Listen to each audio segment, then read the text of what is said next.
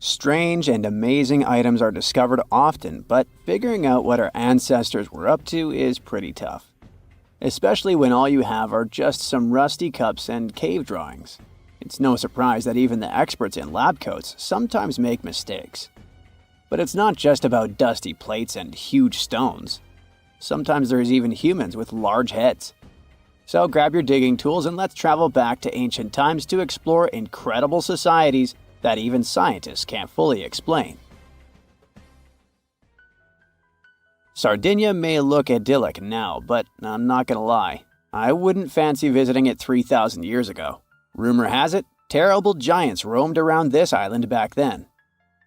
People even talk about finding human skeletons over 13 feet tall there, although nobody's ever shown anything to prove it. But the stories will make you wonder because some weird stuff has definitely happened.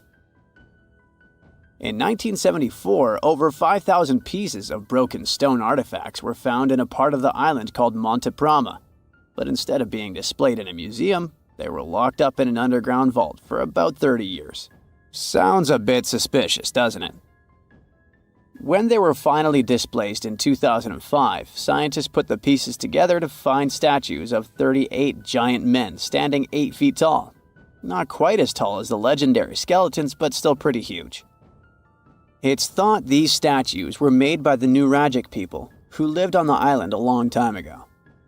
Besides giant statues, they also built over 8,000 massive stone buildings. Perhaps Nuragic weren't giants themselves, but they definitely liked their things big. I do too. I like a big number of likes on our videos. That would be pretty great. Thank you if you liked this and subscribed. Now back to the video. You and I are pretty smart, but we might not be the smartest humans ever. Actually, we might not even be the smartest species. Since 1913, some skull fossils found in South Africa have hinted at a possibly smarter contender called Boskop Man. This human-like species might have lived as recently as 10,000 years ago. Their skull suggests they had really big heads, which means their brains could have been 30% bigger than ours. Wow! Their average IQ could have been around 149, making them among the smartest 0.05% of people today. But if a Boskop Brainiac was so much smarter, why are they not around and we are? Well, bigger isn't always better, you know. Our brains are a lot bigger than our ape relatives, mainly in the prefrontal cortex. This part helps with high-level tasks like making decisions, remembering things short-term, and being aware of ourselves. The parts of the brain that handle our senses and movements haven't really grown much. So, maybe the Boskops spent too much time dwelling on the past rather than doing practical things like hunting. But this is all just guessing. We really don't know what happened to these clever cousins of ours. Some people even argue that Boskops weren't any different from us, with the only evidence being parts of skulls. The jungle is huge. Did you know the Amazon rainforest is home to about 30% of all the world's plant and animal species? That's impressive. However, the history of one native species, humans, has long puzzled scientists. The mysterious Kasarabe people lived here for hundreds of years and then vanished around 1400 AD. People thought the Amazon only had a few scattered tribes, but recently we discovered big, unusual shapes in the ground called geoglyphs. These might look like simple shallow ditches, but they're actually the remains of a vast civilization that spread over 5,000 square miles and includes about 450 markings, some as wide as 1,300 feet. That's insane! They likely contained ceremonial buildings and could have hosted up to 1 million people as recently as 550 years ago. Thanks to new technology like LiDAR, which uses a safe laser to map the forest without harming it, we can explore deeper.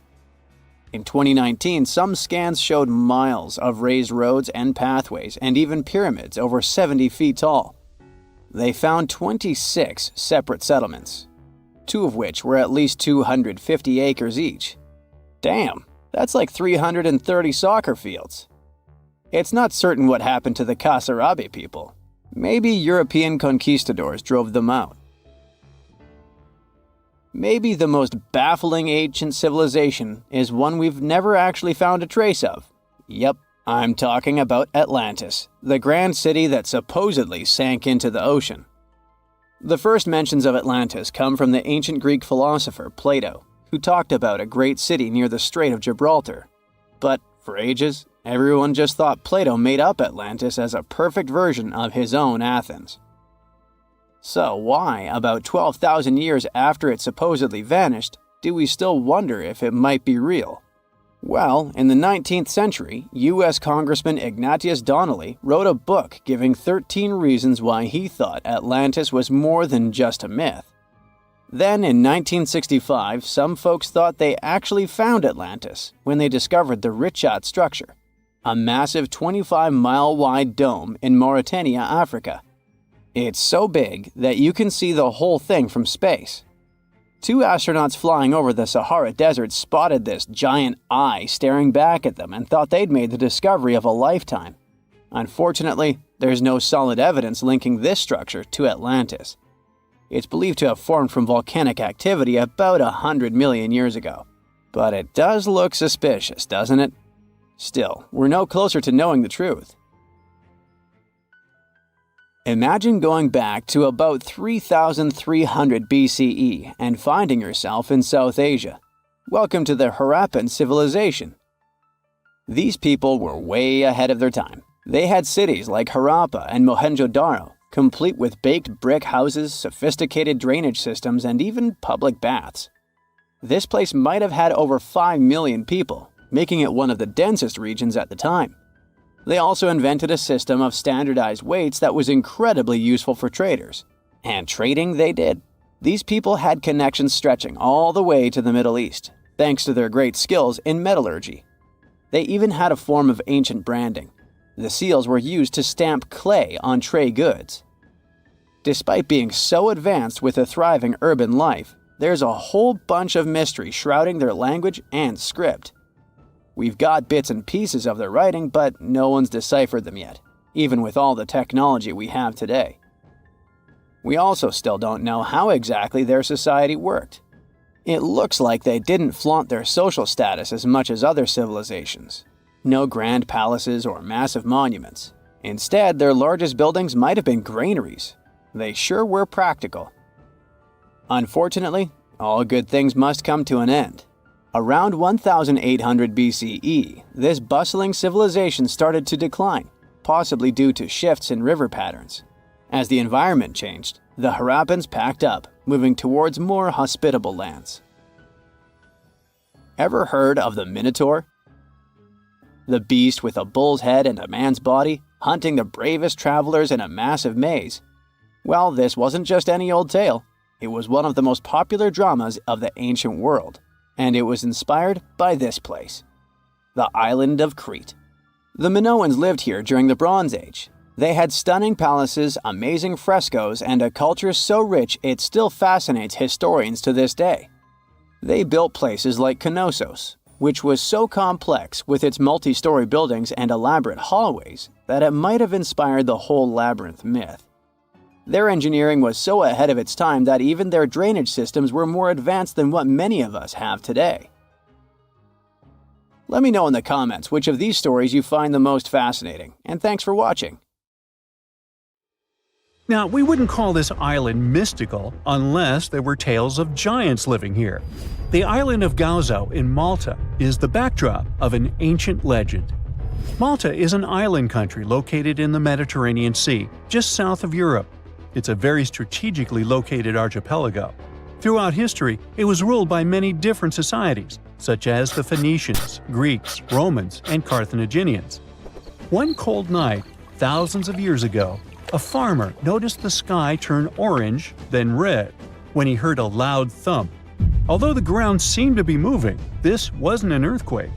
When he looked toward the woods, he saw a giant silhouette, taller than the trees. As he fearfully approached, he realized it was a woman, a giant woman. She introduced herself as Sansuna. Unlike the terrible giants of many tales, Sansuna didn't want to exterminate the human race. She was loving and caring. She told the farmer that she and her people could help protect their land from invaders. The locals were pretty interested in this offer. Since Malta is located in an important commercial route, it was constantly being invaded. The story says that Sansuna settled in Malta, and sooner rather than later, she was moving things around. And when I say things, I mean monoliths. Sansuna carried huge stones on her shoulder to build a magnificent temple called Gigantia, which means place of giants. She even did this while holding her half-giant, half-human kid on the other shoulder. Some say Sansuna lived exclusively on beans and honey, although others replaced honey with water. The funniest bit here is that Malta is the 10th smallest country in the world, but it somehow managed to host giants. Hey, go figure. The temple looked like a giant game of Tetris, with some stones weighing as much as 20 elephants. Some of these monolithic rocks are so heavy, scholars guess it would take 50 men working together to lift just one stone. Now, as much as this is entertaining, humans never proved giants were real, so this story couldn't be true. There's a brief mention of a species of giants called the Nephilim in some ancient texts. The Nephilims would have been terrible giants that wreaked havoc on the earth and only survived until the Great Flood. But nobody ever found real proof of this species really existing on Earth, until this came along. The world of Maltese archaeology unearthed quite a few shocking things in the past years. One of them are known as the hypogeum skulls. Hypogeum is the Greek word for underground, and this incredible site was discovered in the first decade of the 20th century. Back then, Malta's National Museum director received an important phone call. Someone had accidentally dug some impressive bones and asked him to come check it out. The hypogeum looked like an underground city, filled with mazes and rooms that stretched along multiple floors. They were all made with similar limestones as the Maltese temples above ground. The hypogeum was filled with important relics and artifacts. Scientists quickly understood that the hypogeum was built as a type of final resting place for locals. So, along with skulls, they found a lot of bones and skeletons. One of these artifacts were skulls, but these weren't regular human skulls. Rather, they were of the elongated type. To make matters worse, these skulls were hidden from the public for years. People started to talk and created a bunch of theories behind it. The truth is that this discovery was a turning point for Maltese archaeology, although scientists didn't know what to do with it. Some wondered if these skulls were natural or manipulated, since they knew some cultures in the world used head binds to alter their skulls. Other scientists threw in the hypothesis of little gray people or even the legendary giants. Some say that the elongated skulls could have been sculptures that worshipped otherworldly deities. There was no way to confirm any of these theories, so the question remained: who were the builders of Malta's megalithic temples? Now let's take a look at what scientists know. The Maltese megalithic temples have been standing strong since 3500 BCE, which is even older than the pyramids of Egypt. The main dilemma here is that these temples were built even before we invented writing, yet they required advanced technological skills to exist. The Gigantia Temple seems too absurd to have been built by humans. The South Temple has a corridor with 4 oval rooms on the sides, looking like a big shamrock leaf. In one of these rooms, scientists found altars decorated with spiral patterns. It looked like an altar of some sort, indicating early Maltese people used them for ritualistic purposes. The North Temple is similar but smaller, with a very low entrance that makes people crouch down to get inside. You get it? You need to bow down to their deities in order to get into this sacred place. I mean, one can't help but wonder about the secret reasons these ancient builders had to build such a huge temple. I'm thinking they probably cast one of Daenerys' dragons to move the monoliths around. Yeah, I'm joking here. But hey, remember the entrance to King's Landing? Yup, the series used the Medina Gates in Malta as the exterior of King's Landing during Episode 3 of Season 1. Anyways, back to the giants. The ritualistic theory of the whole thing won a few points when archaeologists uncovered these mysterious figures. They're popularly known as fat ladies. These tiny statues have round bodies and faces that show how much they enjoyed life. They kind of look like a miniature Sunzana, the giantess we talked about. Scientists believe these were statues that celebrated well-being and prosperity. It does prove that the people of the time had advanced craftsmanship skills, and they were pretty intentional with their constructions and art manifestations. One of these statues is known as the Sleeping Lady. This Neolithic piece of art depicts the figure of a large woman lying on her side sleeping. After studying it deeper, scientists guessed this statue was meant to represent the Great Reaper. It was found in the hypogeum, which we now know was a huge resting place. This specific statue is different from all the other fat ladies, starting with the hair and the embroidered skirt. Then there's this statue. This is supposed to represent an 8-foot-tall woman and the rim of her skirt. She was discovered in the most unusual of ways. A farmer was trying to plow his field, but he kept hitting large blocks of stone. All the way back in 1915, the farmer called Malta's National Museum director and asked him to come check it out. Some think this is all the proof you need to confirm that Sansana was real. Others aren't all that sure. But that's not all. The place where this giant statue was buried revealed one of Malta's most impressive archaeological sites, the Tarsian temples. The temples were made from limestone blocks. Some are 20 feet tall and weigh around 20 tons. Zamet, the museum director, kept digging and discovered multiple sites made of megalithic stones.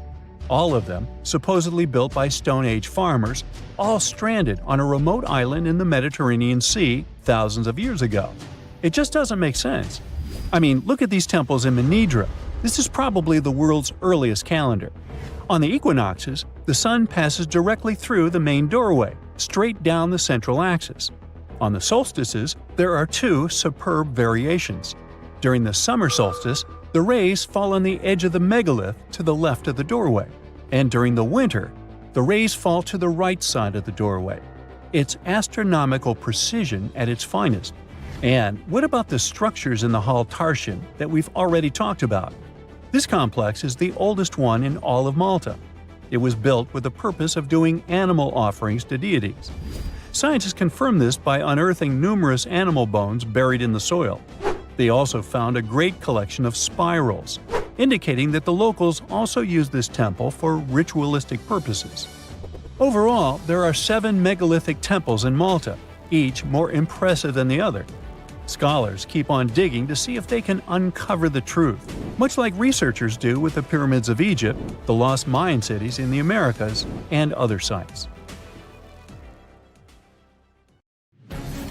They say this place is swarming with money. It's been stored there for centuries, but no one managed to take it away from this island. Treasure hunters have been bewitched with this place since 1795. Many people have tried their luck looking for the treasure that could be hidden there by the Spanish pirates or even by the Knights Templar. But today, it's impossible to get there, as it's a private place, so all you can do is book an ocean tour around this island. Otherwise, you can take a peek at it in a TV reality show starring the Legina brothers, Rick and Marty, who are a team of enthusiasts looking for the treasures of Oak Island in Nova Scotia, Canada. Yeah, seems like there's no place where TV producers can't get to. One of the most famous discoveries out there was the so-called Money Pit. Despite the promising name, it wasn't full of money. Now we have to jump to 200 years ago. The Money Pit was first found by a 16-year-old kid in 1795. One day, Daniel McGuinness went fishing at Oak Island. He saw a tree there. Unsurprisingly, it was an oak, and it had weird markings. They didn't seem to be natural, so Daniel decided to check the area. He then saw a sunken patch of ground and started digging immediately. His 2 friends helped him out, but instead of treasures, the guys only found logs placed underground at regular intervals. It looked like a place where someone could hide money or jewels, but nothing precious was found. However, there was something curious down that pit. Someone found a granite stone there, and it had an engraved inscription on it. There were many attempts to decode it, but most of them ended up in failure. There's one translation though, and it says, 40 feet below, 2 million pounds are buried. Yeah, McGuinness and his friends should have dug harder.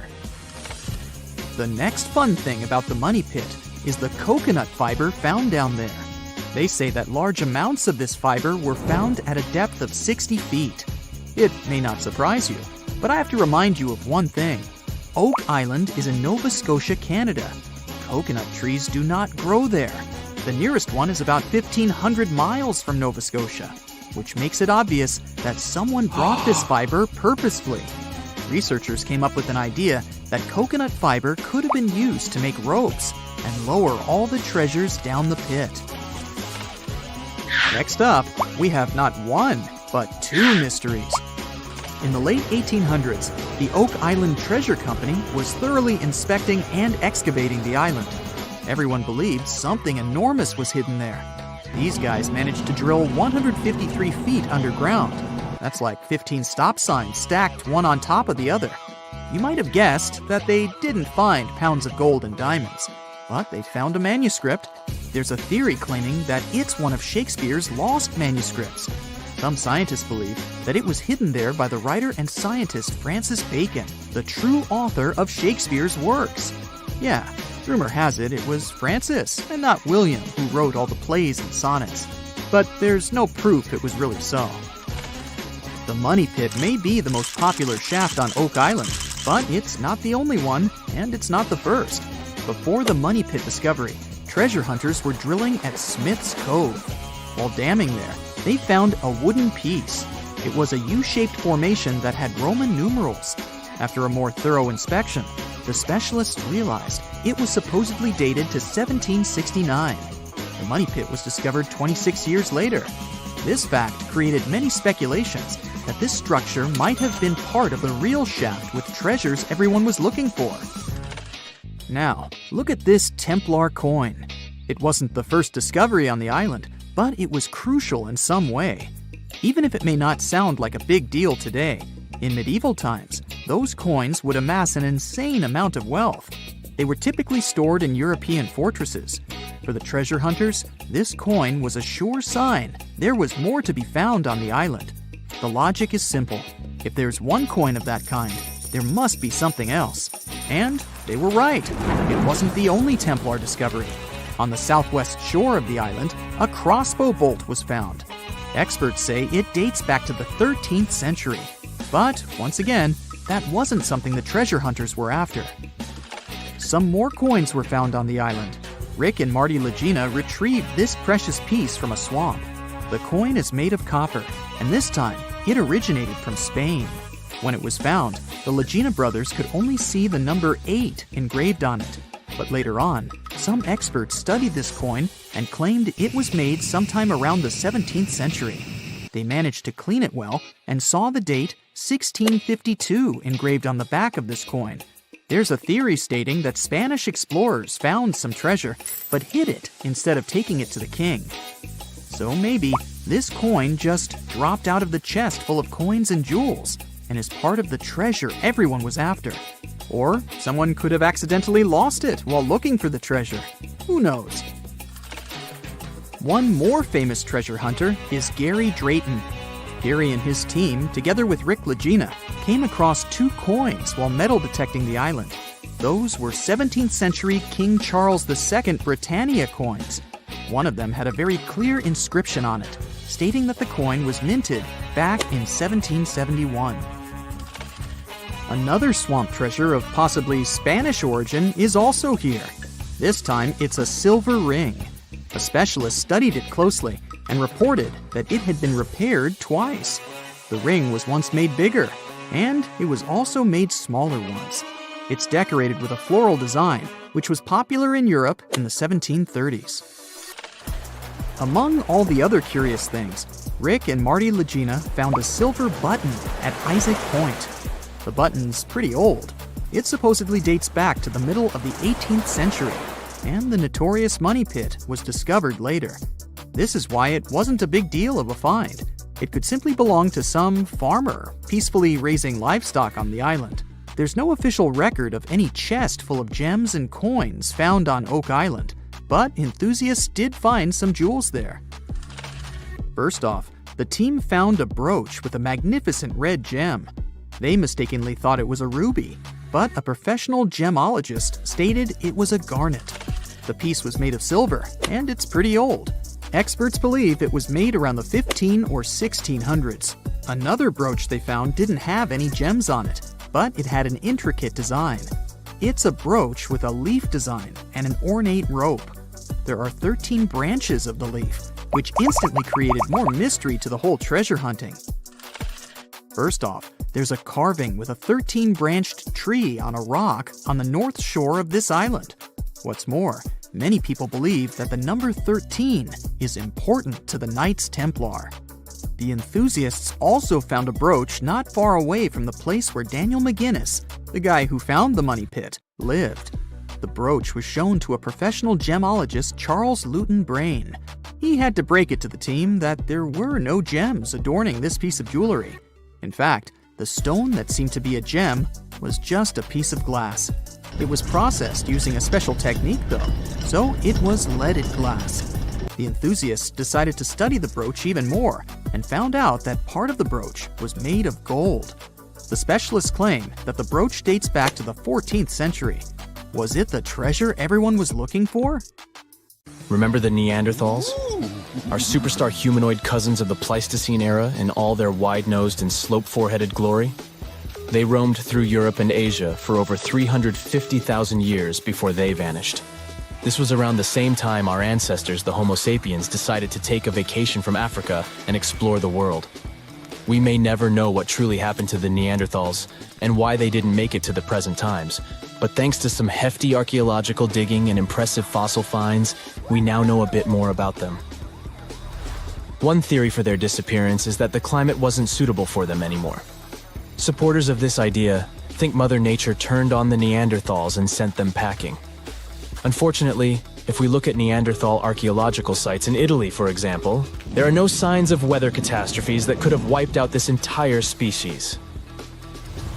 Others believe there was a bit of resource competition between Neanderthals and humans. That's why specialists also dug around several other archaeological sites where Neanderthals and sapiens might have rubbed elbows for about 3,000 years.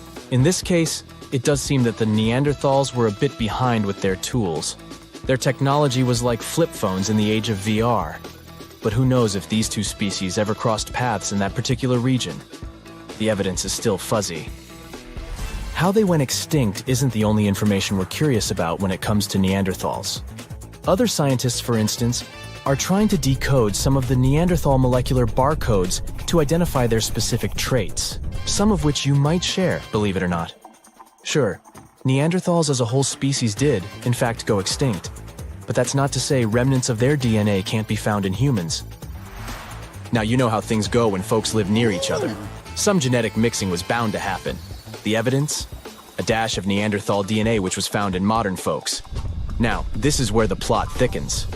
Scientists thought that since Neanderthals never lived in Africa, their DNA wouldn't be found in modern African populations.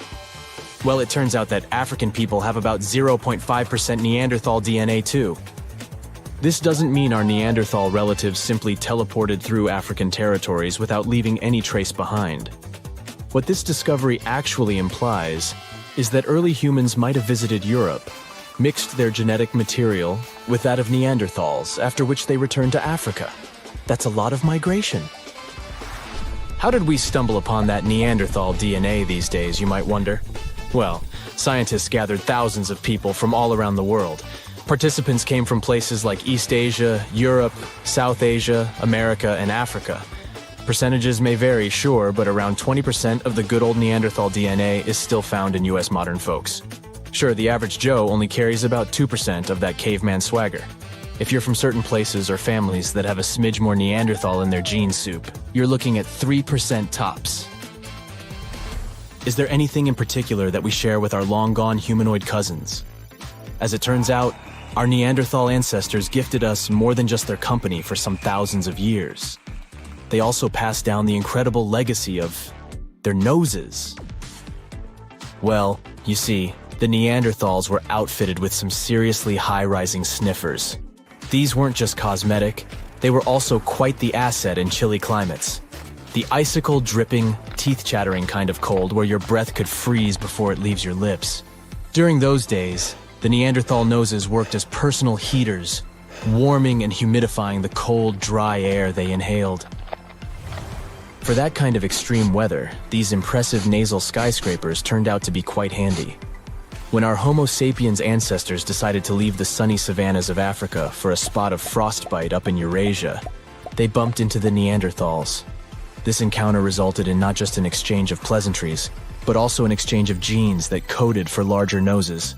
This newfound genetic nugget was discovered by scientists who dug deep into the DNA of over 6,000 volunteers. To complete the study, these scientists meticulously compared this genetic data to snapshots of the volunteers' faces. They measured the distances between various points on each face, such as the height of the volunteers' nose bridges. They then played a game of spot the genetic marker to identify if certain facial traits were linked with specific genes. By the end of this exciting chase, they hit the jackpot. 33 shiny new genome areas were linked to facial features. One standout gene, named ATF3, was traced back to our Neanderthal ancestors and seemed to be the maestro of controlling nose height. Participants with Native American ancestry had Neanderthal hand-me-downs in this gene, contributing to their taller noses. Think of the ATF3 gene as a Neanderthal housewarming gift to us humans as we stepped into colder climates from Africa. Interestingly, this isn't the first time our ancestors have played pass the gene. Back in 2021, the same research team uncovered a gene influencing lip shape called TBX15. This gene was a little love note from the Denisovans, another set of our ancient relatives, who lived in Asia and went extinct around 30,000 years ago. Another part of the scientific community believes our Neanderthal buddies had this weird genetic feature when it came to their brains. Is that why they didn't make it? Through this theory, it was suggested that US humans might owe our brainy edge to a quirky gene mutation. This mutation gave our neocortex, that's the smarty pants part of the brain, a little population boom in the neuron department. This amazing gene of ours isn't all that different from the Neanderthal version. It's just one amino acid off, just like ordering a coffee with one sugar instead of none. This tiny tweak is found in virtually all modern humans. Meanwhile, our extinct relatives, the Neanderthals, Denisovans, and other primate pals, all missed the mutation memo, at least according to the study. Now, let's not get ahead of ourselves. Just because we have more neurons doesn't necessarily mean we're geniuses by comparison. But these results do suggest that we might have rewired the brain in a way that gave us a cognitive leg up. Also, it's not all about this lone amino acid difference. It's just a piece of the puzzle. Scientists have previously found a whopping 96 differences between our DNA and that of Neanderthals that could have potentially affected our different outcomes as species. Studying Neanderthal DNA also gave us some insight into their relationships. In fact, we now have some solid evidence of what a Neanderthal family looked like. And surprisingly, it's not really that different from ours. For this study, researchers gathered information from a Neanderthal archaeological site located in Asia. They discovered that one particular family included a doting Neanderthal dad, his teen daughter, and a sprightly young lad who was possibly their nephew or cousin. Part of the group was also an older female relative, maybe an aunt or granny. Now, our young damsel would eventually pack her bags, wave a teary goodbye, and leave her papa's home when she found Mr. Right. Had she been a boy like her young cousin, she would have been a happy homebody. But worry not, she wasn't stepping into a world of strangers. Her new community likely had some familiar, friendly faces. But how were scientists able to predict the ending of this story? By browsing through their gene pool, researchers were able to figure out that the Neanderthal social structure was patrilical. What this means is that most female Neanderthals left their homes when choosing a partner and started a new life with another family. The same research shows that our cave-dwelling clans likely weren't living in isolation either. Families living close by were probably visiting the same rock sampling areas to make their stone tools, the equivalent of a neighborhood hardware store. And when they weren't tooling around, they were busy hunting delicious meals like ibex, horses, bison, and other wandering critters. Scientists, however, were careful to add that this ancient family portrait might not represent the full spectrum of Neanderthal social life. They've kindly asked future archaeologists to get more Neanderthal DNAs on the Ancestry websites.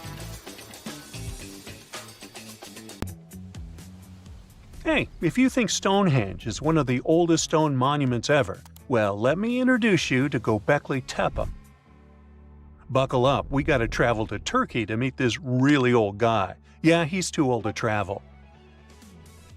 Jokes aside, Göbekli Tepe, an archaeological site located in southeastern Turkey that dates back to the Neolithic period around 10,000 BCE. It's considered to be one of the oldest and most significant archaeological discoveries in recent times. The site consists of a series of circular and rectangular structures made of stone pillars. Yeah, it does look like its younger brother Stonehenge. Some of those pillars are decorated with intricate carvings of animals and other symbols. Now, you may be wondering, hey, why on earth did they make such a fascinating building? What was its purpose? Sorry, I got no answer for that. The purpose of the site is still unknown, but it is believed to have been a ceremonial center for the ancient people who lived in the area. The discovery of Göbekli Tepe has challenged long-held beliefs about the development of human civilization, as it suggests that complex societies may have emerged much earlier than previously thought. Okay, pack your stuff, our travel's just started. Next destination, Masada. It's an ancient fortress located in Israel on a plateau overlooking the Dead Sea. Hey, look at that view, spectacular, huh? It was built by King Herod the Great in the 1st century BCE, and it was very smartly built. Within the fortress, there were various facilities such as storehouses, barracks, a palace, and a set of cisterns capable of holding approximately 40,000 cubic meters of rainwater. People living there believed that the collected runoff from a single day's rainfall could provide sustenance for over 1,000 individuals for a period of 2 to 3 years. Access to the fortress was limited to 3 steep and winding paths leading up to fortified gates.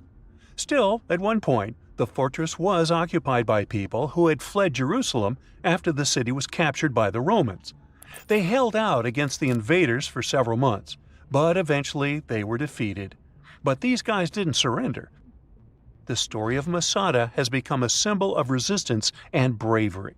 Today, Masada is a popular tourist attraction and a UNESCO World Heritage Site. The next flight is going to be short. We're popping over to Egypt to see the Karnak Temple Complex. It's a vast ancient Egyptian temple complex located in the city of Luxor, Egypt. It was built over a period of 2,000 years and covers an area of more than 200 acres. The complex is dedicated to the worship of the deity Amun-Ra. Wait a minute, that should be Amun-Ra, and it was one of the most important religious centers in ancient Egypt. The Karnak Temple consists of several temples, chapels, and other buildings, including the Great Temple of Amun, the Temple of Khonsu, and the Temple of Ptah. Ptah! The Great Temple of Amun is the largest and most impressive temple in the complex, with massive columns, statues, and other decorations. One of the most famous features of the Karnak Temple complex is the Avenue of Sphinxes, which is a long avenue lined with Sphinx statues that leads from the entrance of the complex to the Great Temple of Amun. Another notable feature is the Hypostyle Hall, which is a massive hall with 134 columns that are over 70 feet high. The Karnak Temple Complex is a popular tourist attraction and a UNESCO World Heritage Site. It's considered one of the most important archaeological sites in Egypt and provides a fascinating glimpse into the religion and culture of ancient Egypt. Hey, we can't hop on the next flight and leave Egypt until we see the Pyramid of Djoser. It has another name, by the way. It's also known as the Step Pyramid. This ancient Egyptian site is located in Saqqara. It was built during the 27th century BCE for the pharaoh Djoser by his architect Imhotep, who is considered one of the most important figures in Egyptian history. People believe this pyramid is the first monumental structure built entirely of stone and is an important example of early Egyptian architecture. The pyramid originally stood at 203 feet tall and was surrounded by a complex of buildings and courtyards. It was constructed in 6 layers, each smaller than the one below it, giving it the distinctive step-like appearance. The pyramid was used as a burial place for Pharaoh Djoser and was surrounded by a vast necropolis that contained the tombs of many other important officials. The Grateful Dead? The Pyramid of Djoser has several renovations and additions over the centuries, including the addition of a limestone casing that covered the original step structure. However, much of the pyramid was destroyed over time, and today only the central core remains. Despite this, it remains an important archaeological site and a popular tourist attraction in Egypt. Alrighty, we're ready to move on. There's one more pretty recent discovery we gotta see today. The Tower of Jericho was only discovered during excavations in the 1950s and 60s. It's an ancient stone tower located in the city of Jericho in the West Bank. Just like Göbekli Tepe, this one is believed to be one of the oldest stone structures in the world, dating back to approximately 8000 BCE. The tower stands at over 28 feet tall. It's made up of two main sections, an inner tower and an outer tower, which are connected by a series of stairs. The purpose of the Tower of Jericho is not entirely clear, but it is believed to have served as a defensive structure or a watchtower. It may have also had religious significance, as it was located near a sacred spring. The Tower of Jericho is a significant archaeological site and has provided valuable insights into the early history of human civilization. It's open to visitors and is a popular destination for tourists interested in ancient history. Now, this ancient site even got attention from Netflix, and they made a movie where the action takes place in Mohenjo-Daro. This site was a major center of the Indus Valley civilization in present-day Pakistan. Mohenjo-Daro was one of the largest cities of the ancient world, with a population estimated to have been around 40,000 in its peak. Trust me, that must have been a crazy megalopolis back then. The city was notable for its advanced urban planning, with sophisticated drainage and sanitation systems, and its impressive architecture, including the Great Bath and the Granary. Mohenjo-Daro was abandoned around 1900 BCE, and its ruins were only rediscovered in the 1920s. Today, it is a UNESCO World Heritage Site and an important archaeological site for the study of ancient South Asian civilization. We're heading to a teeny-tiny country that has quite an impressive history. Welcome to Malta. The Xigantia Temples are a Neolithic site located on the Mediterranean island of Gozo. They're probably one of the oldest freestanding structures in the world, dating back to around 3600 to 3200 BCE. The temples consist of two megalithic structures, each with multiple rooms and altars. The name Xigantia means giant tower in Maltese, as people believe that only giants could have built such massive structures. The temples are believed to have been used for religious purposes and are considered to be an important example of prehistoric architecture. They were added to the UNESCO World Heritage List in 1980. Well, you must be pretty tired, but there's one more place we gotta visit today. Our plane is already landing in Armenia, and we're here to see the Temple of Garni.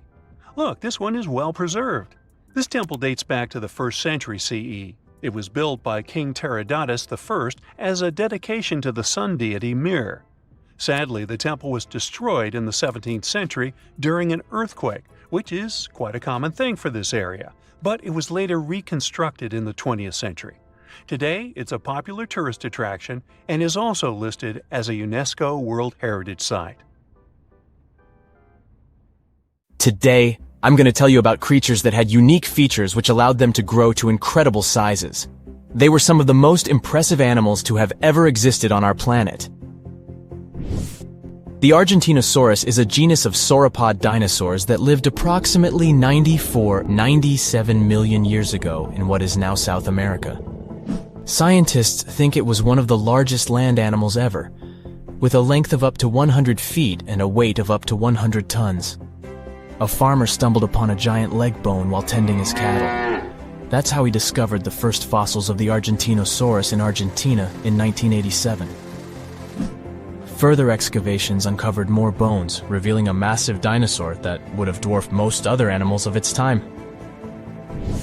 The Spinosaurus, meaning spine lizard, is a genus of theropod dinosaur that lived around 97 million years ago in what is now North Africa.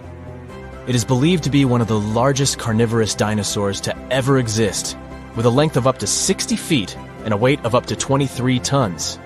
The Spinosaurus is known for its distinctive elongated sail-like structure on its back. It was likely used for thermoregulation.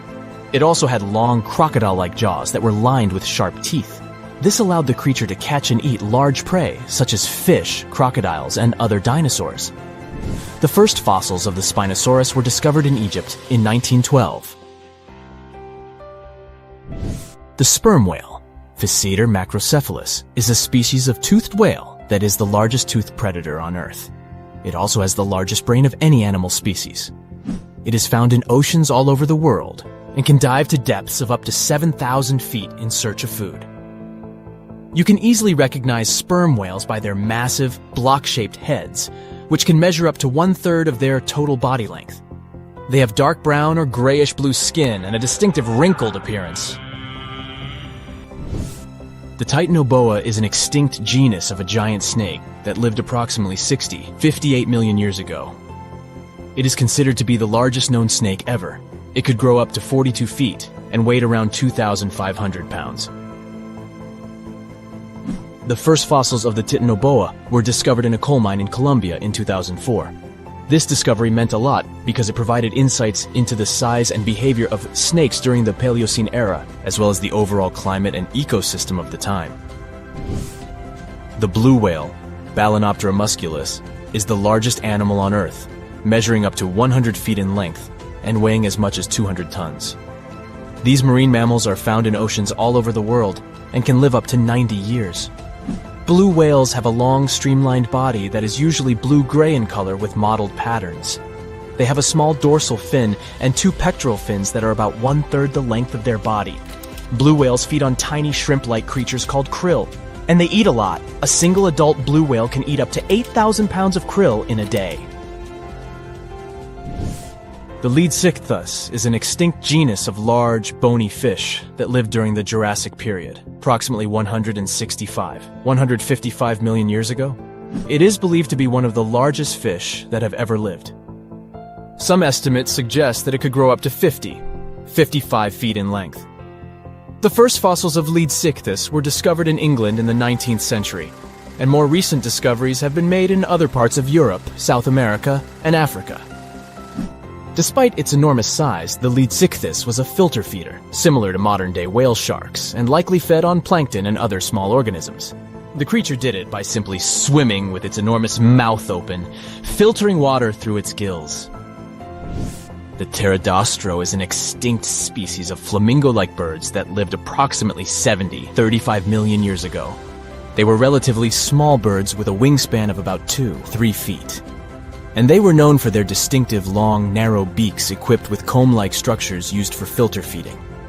The pterodostro lived in shallow bodies of water, like lakes and lagoons, and mostly fed on small crustaceans and other tiny organisms. The animal filtered them from the water using the comb-like structures on the inside of its beak while swimming through the water. The African elephant is the largest land animal on Earth and one of the most recognizable ones. There are 2 species of the African elephant, the savanna elephant, Loxodonta africana, and the forest elephant, Loxodonta cyclotis. You can see them in various parts of sub-Saharan Africa. These creatures can be identified by their large size, gray skin, and long trunks. African elephants can grow up to 13 feet tall and weigh up to 14,000 pounds, depending on the species and gender. If you come across a well in Portugal, resist the temptation to gaze into its depths. The inverted tower in the enigmatic city of Sintra sends chills through those who encounter it as it spirals down a daunting 88 feet into the underground. It certainly wasn't designed to collect water, yet its true purpose remains a closely guarded secret. Dating back to around 1904, this well could have been involved in a mysterious initiation tradition from the Knights Templar. The Templars had faded into history almost 6 centuries before the construction of this pit, but their enigmatic traditions were revived by later generations. So one theory says that candidates seeking to join the group back then had to confront their deepest fears by facing this well, descending its spiral staircase blindfolded. When they reached the bottom of the inverted tower, they removed their blindfolds and were faced with this frightening sight. The only way out of this dark labyrinth was to keep looking up and following the light. Now imagine yourself browsing the shelves of a used bookstore until you find a book with an alphabet you've never seen before. You decide to use an image translation app but find no matches. Intrigued, you buy the book. Then you show it to your friends and family, but nobody recognizes that alphabet. Rare book dealer Winfried Vonnig probably experienced the same frustration back in 1912 when he acquired what would later become the most enigmatic book in the world. The work is known today as the Voynich manuscript, and it's written entirely in an unknown language that no one has deciphered yet. The pages of this 15th century codex are filled with botanical drawings, but these aren't typical daisies or roses. In fact, they don't resemble any plant species that we know of. What makes things even stranger is the illustrations of unfamiliar constellations and women swimming in green baths. Delving deeper into the realm of mysterious texts, we set off on a journey to the Qumran Caves near the Salt Sea in the Middle East. In 1952, a team of archaeologists stumbled upon 2 scrolls made of highly oxidized copper at the site. Unrolling them was a major challenge, so they decided to cut the scrolls into 23 parts to investigate them. Imagine their surprise to see Hebrew words like gold and silver popping up. But no, it wasn't an ancient invoice. It was more like a treasure map, pointing the way to over $1 million. Unfortunately, the treasure was never found. Not for lack of trying, though. You see, the quest isn't as easy as it may appear. Some of the copper scroll's vocabulary is technical, and some geographical locations remain a mystery. There's also one last possibility. Perhaps it's all a work of fiction, like a pirate tale from the old days. People talk about Mona Lisa's almost haunting stare that seems to follow you no matter where you stand. But here's a quick question. Does she have eyebrows? You got it right if you said no, and her complete lack of eyebrows adds another layer of mystique to her gaze.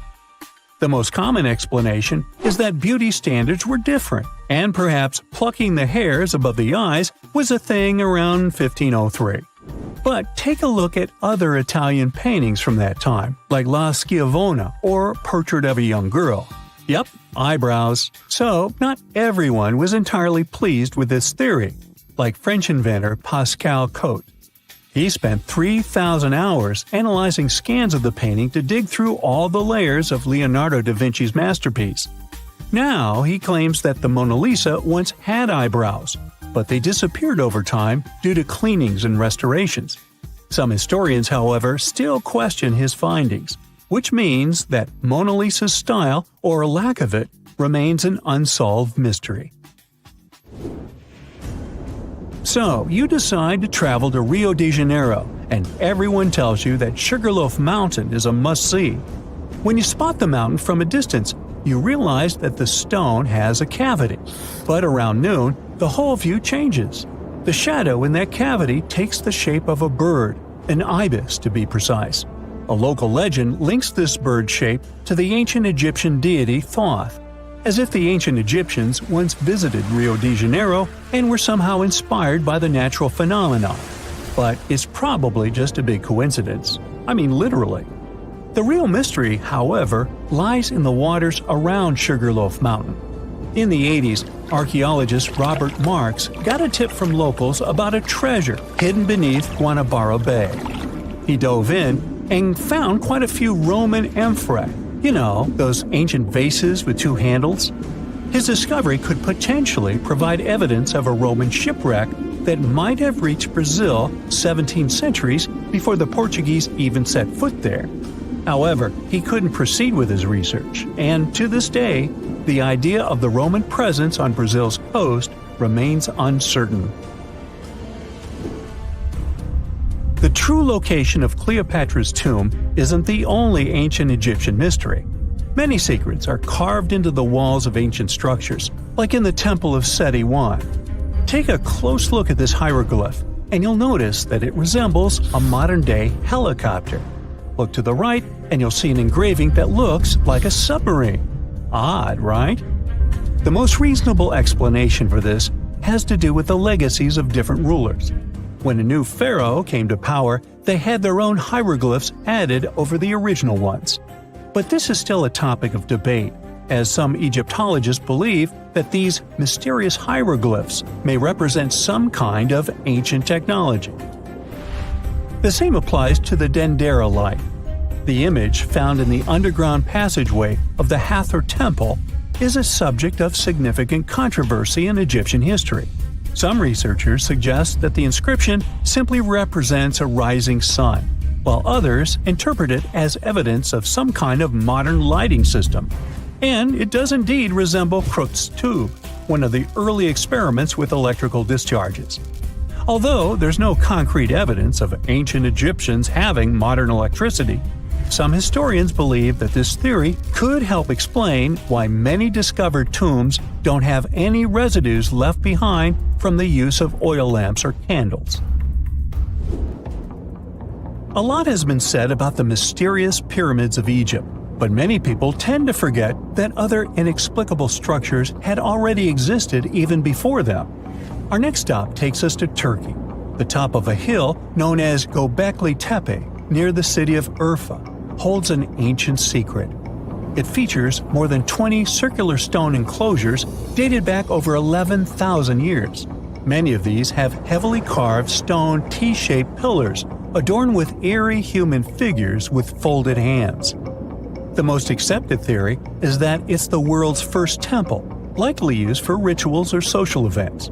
But the greatest mystery lies in how it was built, as this site existed before the domestication of animals or the use of metal tools. So the construction must have been very difficult, challenging our understanding of the historical timeline. Now, I hope you're not afraid of heights, because we're about to take a flight over the Nazca Lines. You've probably already heard about these massive, mysterious drawings etched into an arid region of Peru. They come in many different shapes, like a spider, a monkey, and even a Google-eyed ET that is probably just a fissure. Anyway, this story got some fresh chapters in 2022 when an additional 168 new drawings were discovered. The original ones could only be seen from the air, but these new ones are much smaller and can be observed from the ground. However, one thing they have in common is that their purpose remains totally unclear. Some might call them the largest-scale calendar in the world. Others suggest that they served as a tool for agricultural purposes. Of course, many theories have emerged in an attempt to give the Nazca Lines a meaning, but the truth is that they remain some of the most important unsolved mysteries in history. If everything had gone according to the original plan, you wouldn't recognize the Washington Monument today. The designer, Robert Mills, wanted to create a temple-like building with 30 tall stone columns and statues of important people from American history. There would have also been a statue of George Washington riding a horse and a 600-foot-tall Egyptian-style obelisk in the middle. In 1848, they placed the first stone of the monument in a big ceremony with thousands of people. Abraham Lincoln also was there, although he was not yet famous. They started building, but by 1854, they ran out of money when the monument was only 150 feet tall. Finally, 22 years later, President Ulysses Grant gave the project federal money to finish the monument. By then, tastes had changed, and they decided not to build the temple part of the base. Since the project had stopped for so long, the stone colors couldn't match perfectly. That's why the bottom of the monument is lighter than the top. When it was finished, the Washington Monument was the tallest structure in the world. But 5 years later, the Eiffel Tower was built, and the monument had to give away the champion's title. Years before the JFK Airport started functioning, the Empire State Building was supposed to serve as one. Yep, the iconic New York's landmark antenna wasn't designed for King Kong to climb it, but as a mooring mast for giant airships. The leader of a group of investors erecting the building, Alfred E. Smith, imagined that passengers would walk down a ramp and be out on the streets of New York just 7 minutes later. But the man in charge of a famous airship called the Graf Zeppelin didn't think this idea would work out. He said that landing a dirigible was very difficult and needed lots of workers on the ground to help, plus long ropes to tie the airship down. A dirigible tried to dock at the Empire State Building only once in history, in September 1931. The pilot had to carefully steer the airship around the top of the building for 3 minutes. The winds were really strong, blowing at 40 miles per hour, which made it really tricky. Traffic in the streets below stopped for over half an hour as people watched the airship trying to land. Mount Fuji has become one of the symbols of Japan as a mountain peak, but it's actually formed by 3 different peaks. There's a legend that says Mount Fuji was created in one night by an earthquake in 286 before the Common Era, but geologists believe it's much older. The first of the peaks began developing about 700,000 years ago. 2 old mountains are part of Fuji's foundation. About 100,000 years ago, a new part grew on top of these. The volcano we see today started forming 11 to 8,000 years ago. Compared to other volcanoes, it is still considered pretty young and active, although the last time it erupted was over 300 years ago. Whenever there's a serious earthquake in the area, there's a risk it will erupt again. Thousands of people still climb it every year. You could technically live inside the Eiffel Tower if you really wanted to. Gustav Eiffel designed the tower to feature a private apartment for himself right at the top of the construction. He left the place all neat and tidy with warm wallpaper, soft chintzes, wooden cabinets, and even a grand piano. These days, the only tenants of the apartment are 2 mannequins, that of Eiffel himself and of Thomas Edison. The famous inventor was a frequent guest in the apartment. If you buy a ticket to the top of the tower, you can get a sneak peek of the apartment through a window as a bonus. The Statue of Liberty also has a hidden room. It's in the torch. This part of the statue is 29 feet long and is made of copper. It sits on a steel framework that was designed by Gustav Eiffel. Yes, the same person who created the Eiffel Tower. Unfortunately, you can't visit the torch as a tourist ever since it was completely closed back in 1916. But they placed a camera there in 2011 to allow people to enjoy live streaming of the panoramic view from the torch. If you ever pass through Trafalgar Square, you'll surely miss London's smallest police station, since it's hidden beneath a lamppost inside an ornamental light fitting. The reason why it was placed there back in the 1920s was to let police officers be close to public rallies. They happened quite a lot in that area. Some even said it used to have a direct phone line to Scotland Yard. It's now used as a cleaning station, so there isn't much to see there, apart from some mops. It took 14 years to finish the huge profiles of 4 American presidents: George Washington, Thomas Jefferson, Abraham Lincoln, and Theodore Roosevelt into the southeastern face of Mount Rushmore. If current records are true, there's an incomplete secret room behind Abraham Lincoln's head. It was meant to become the Hall of Records open for visitors. It would keep important artifacts and documents of American history, like the Declaration of Independence and the Constitution. A year into the construction, the authorities decided it was more important to finish the president's profiles, so they cut funding for the project. So the secret room was never finished, and visitors to Mount Rushmore can't see it. The Passetto di Borgio is a special hidden walkway that connects the Vatican City to a nearby fortress called Castel Sant'Angelo. It's around half a mile long and was built in the 13th century.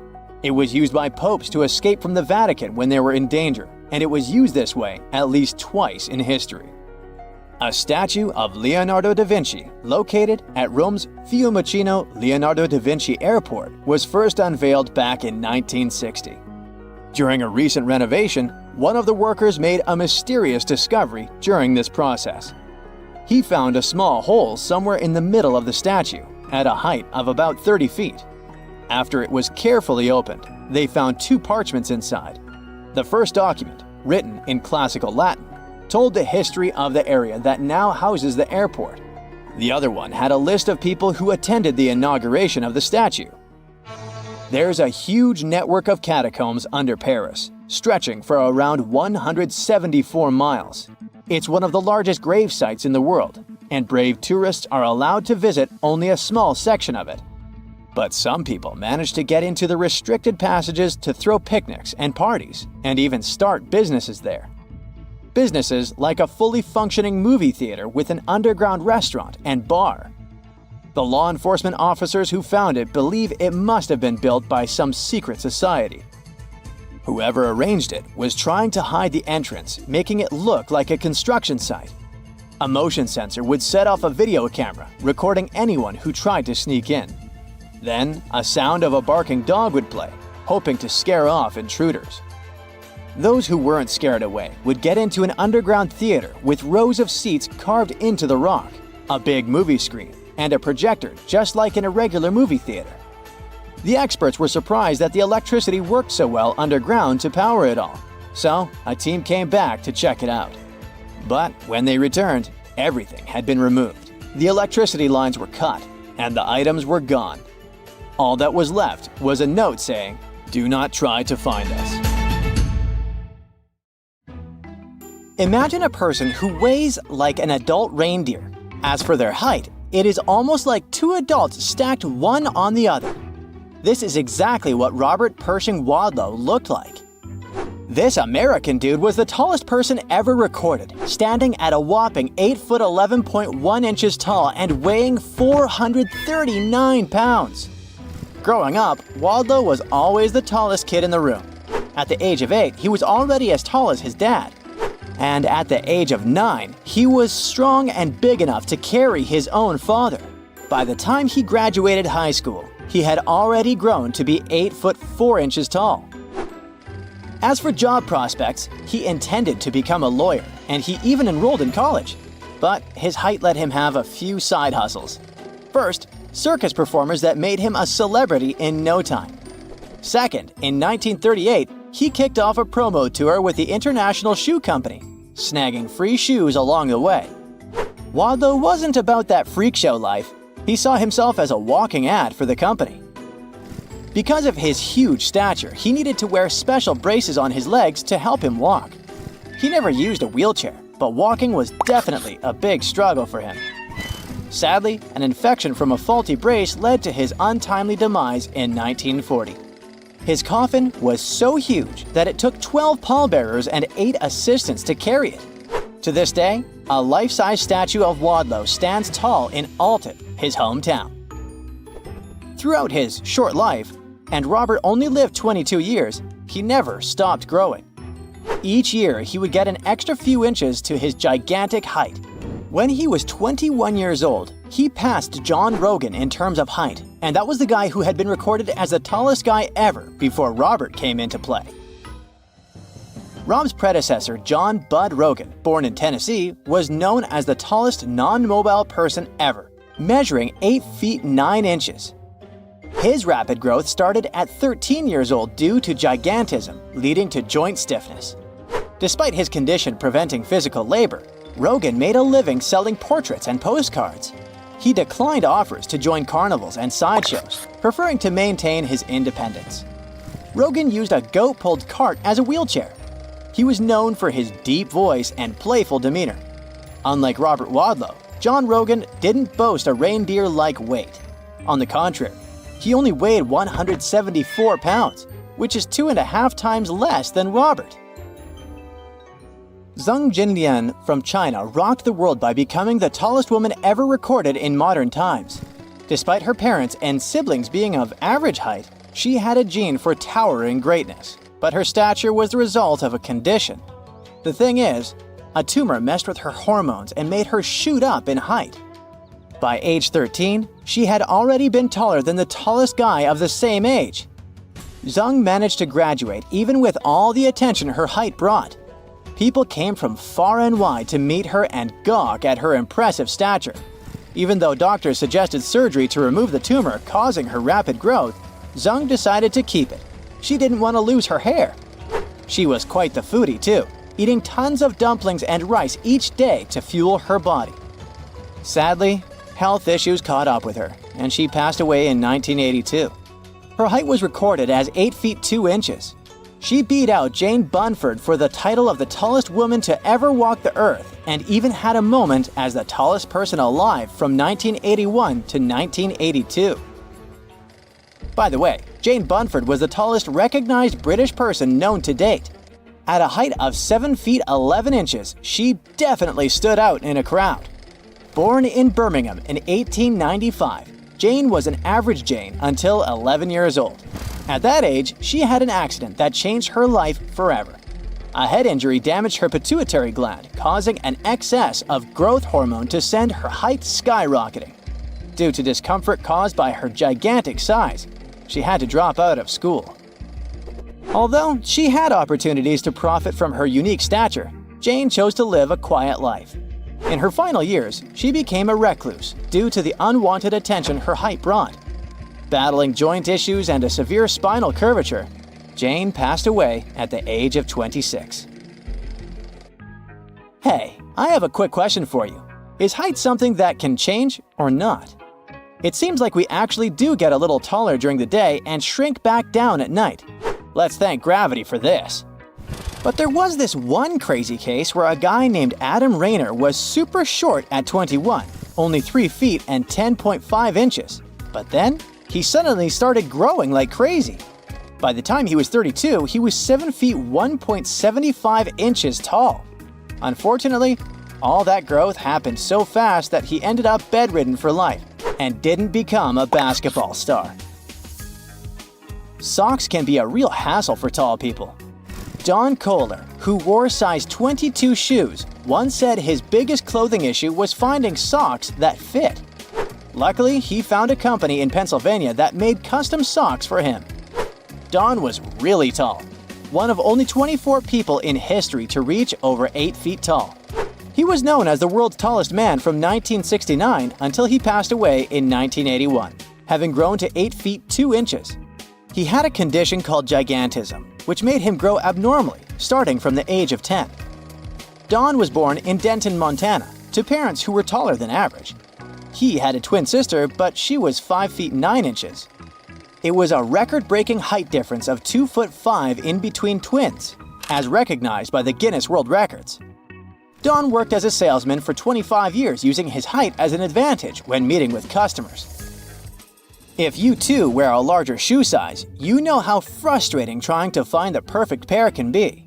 Treintje Kiever from the Netherlands definitely understood the struggle. Born in 1616, she is rumored to be the tallest woman in history, standing at 9 Amsterdam feet. Sadly, she passed away at just 17 years old. Her original shoes, which were over 14 inches in length, European size 54 or American size 22, are still on display. Her parents even took her to carnivals to make money by showing her off. Treintje first gained attention when she was 9 years old. At that time, she was already 6 foot 7 inches tall. A royal group, including the Bohemian king and his family, visited her in The Hague, curious about the 9-year-old girl taller than every man in Europe. The Netherlands is home to some seriously tall folks, with the average height of its residents being 6 feet. The US may have produced some behemoths in the past, but the current titles for the tallest man and woman are held by Turkey. Meet Rumeysa Gelgi, Turkey's towering treasure and Guinness World Records queen. At 24, this 7-foot-tall lady is not just the tallest woman alive, but also a front-end web developer, crime novel enthusiast, and swimming pro. Overcoming challenges with Weaver syndrome, she's a fighter and a voice for rare conditions. As of 2024, Sultan Qasim is the world's tallest living man.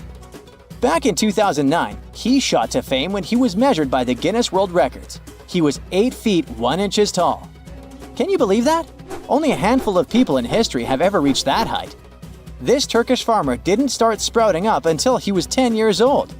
And get this, everyone in his family is of average height except for him. He has a condition called pituitary gigantism. Being super tall definitely has its pros and cons for Sultan. He could easily help his mom with household tasks, but shopping for clothes and squeezing into a regular-sized car can be a real challenge. And playing professional basketball? Not in the cards, as he's just too tall for the courts. Sultan also holds the record for the largest hands on a living person.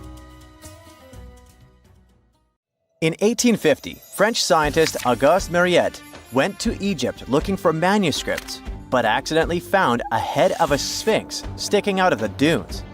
He cleared the sand and figured out the sphinx was guiding the entrance to some underground construction. Several months later, he finally entered the Serapeum of Saqqara.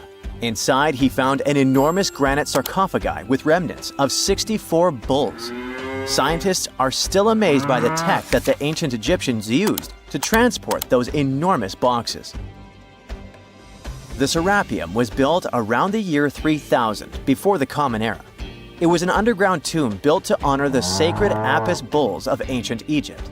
It had a long hallway, almost 500 feet long, with giant stone rooms on both sides. Some of the sarcophagi weighed as much as 50 average cars, and all of them were made with super precision, with exact 90-degree angles. These sarcophagi were beautifully decorated with hieroglyphs and carvings that told stories about the lives and importance of the Apis bulls. Now, there are 24 sarcophagi left. In ancient Egypt, Apis bulls were very special animals connected to the deity Ptah. They thought the bulls carried Ptah's spirit and wisdom, helped the pharaoh, and protected the Egyptians. Priests looked for special markings on young bulls to find Apis bulls.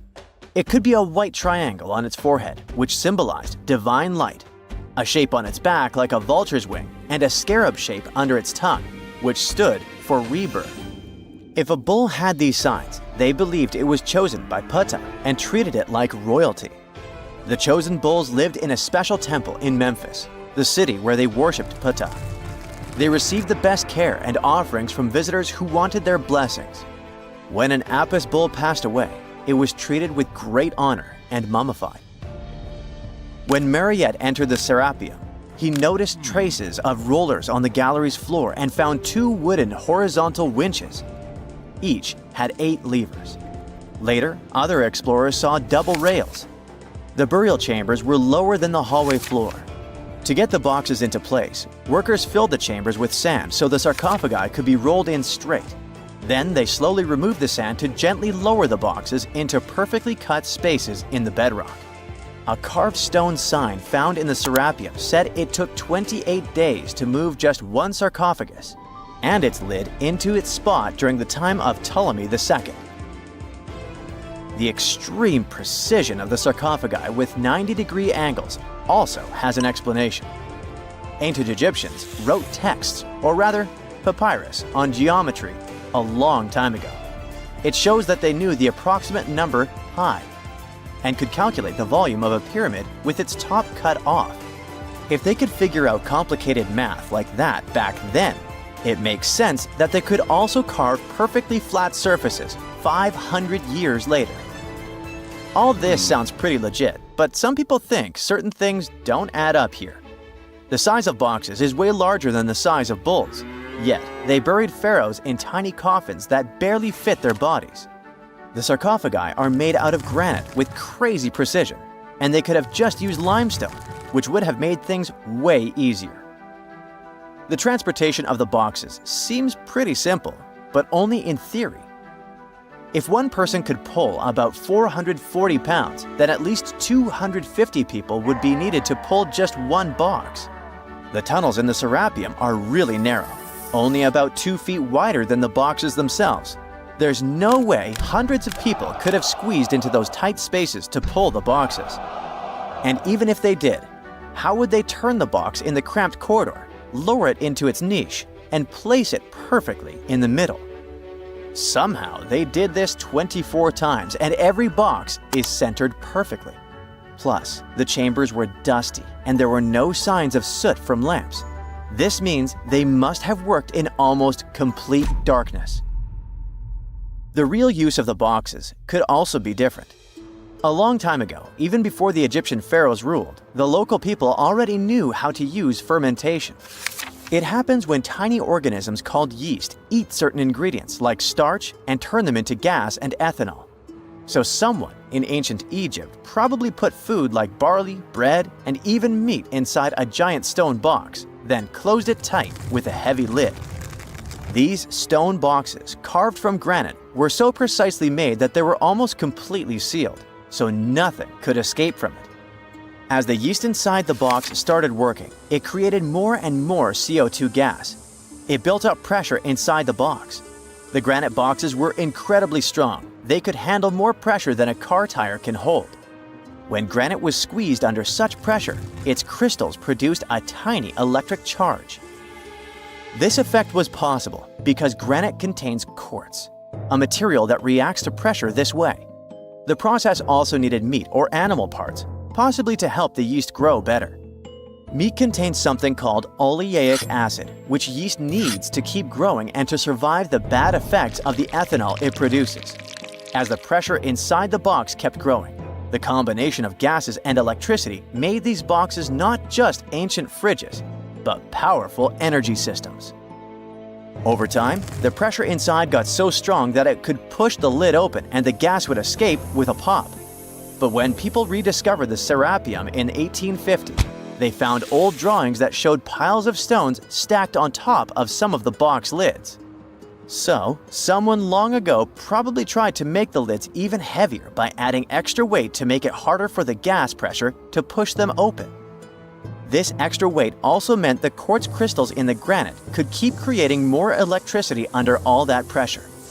If someone opened one of these stone boxes thousands of years later, they would only find bones from bulls that were placed in the box. And that's exactly what Mariette discovered in the 1850s. They opened the Serapeum for visitors soon after the first excavations in the second half of the 19th century. Prince of Wales even had a luncheon with his guests in one of the sarcophagi.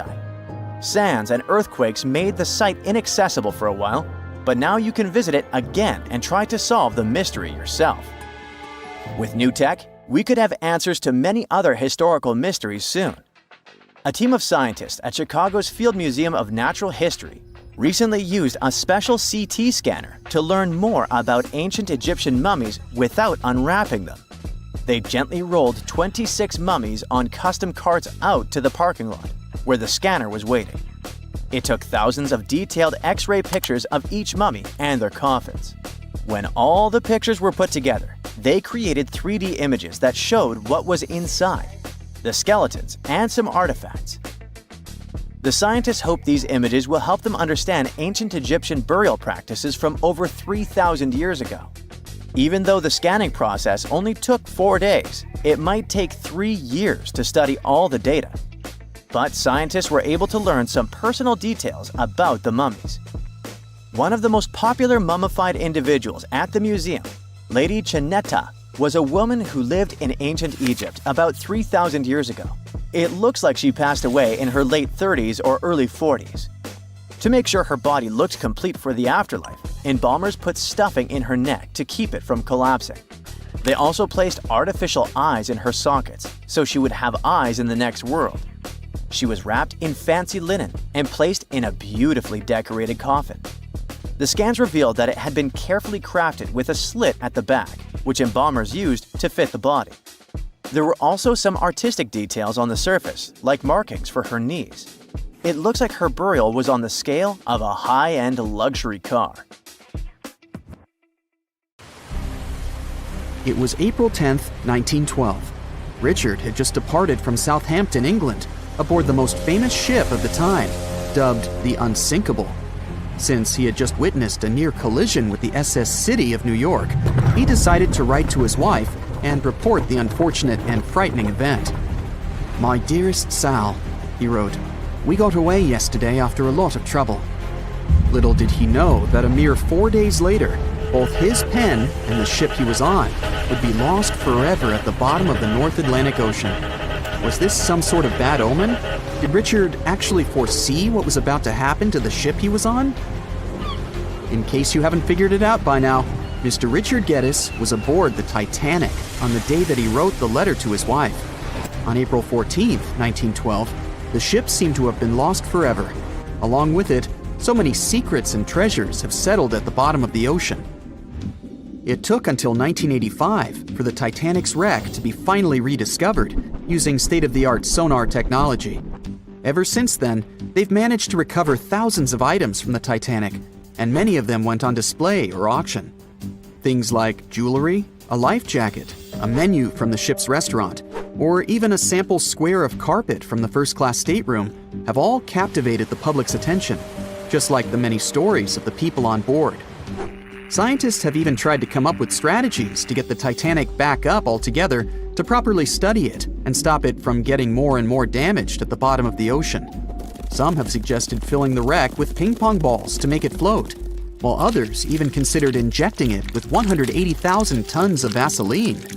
Another idea was to use 450,000 tons of liquid nitrogen to trap it in an iceberg that would float to the surface. But they eventually had to let go of all these potential strategies since the Titanic is way too fragile to ever be recovered. The Titanic may be one of the most interesting ships lying at the bottom of the ocean, at least in popular culture, but deep-sea divers have a lot of other stories to share. Planes also sometimes find their way to the bottom of the ocean. Deep-sea divers in Oahu, Hawaii, came across the wreckage of an F-4U Corsair plane. It seems to have crashed into the ocean in 1946, as it didn't have sufficient fuel.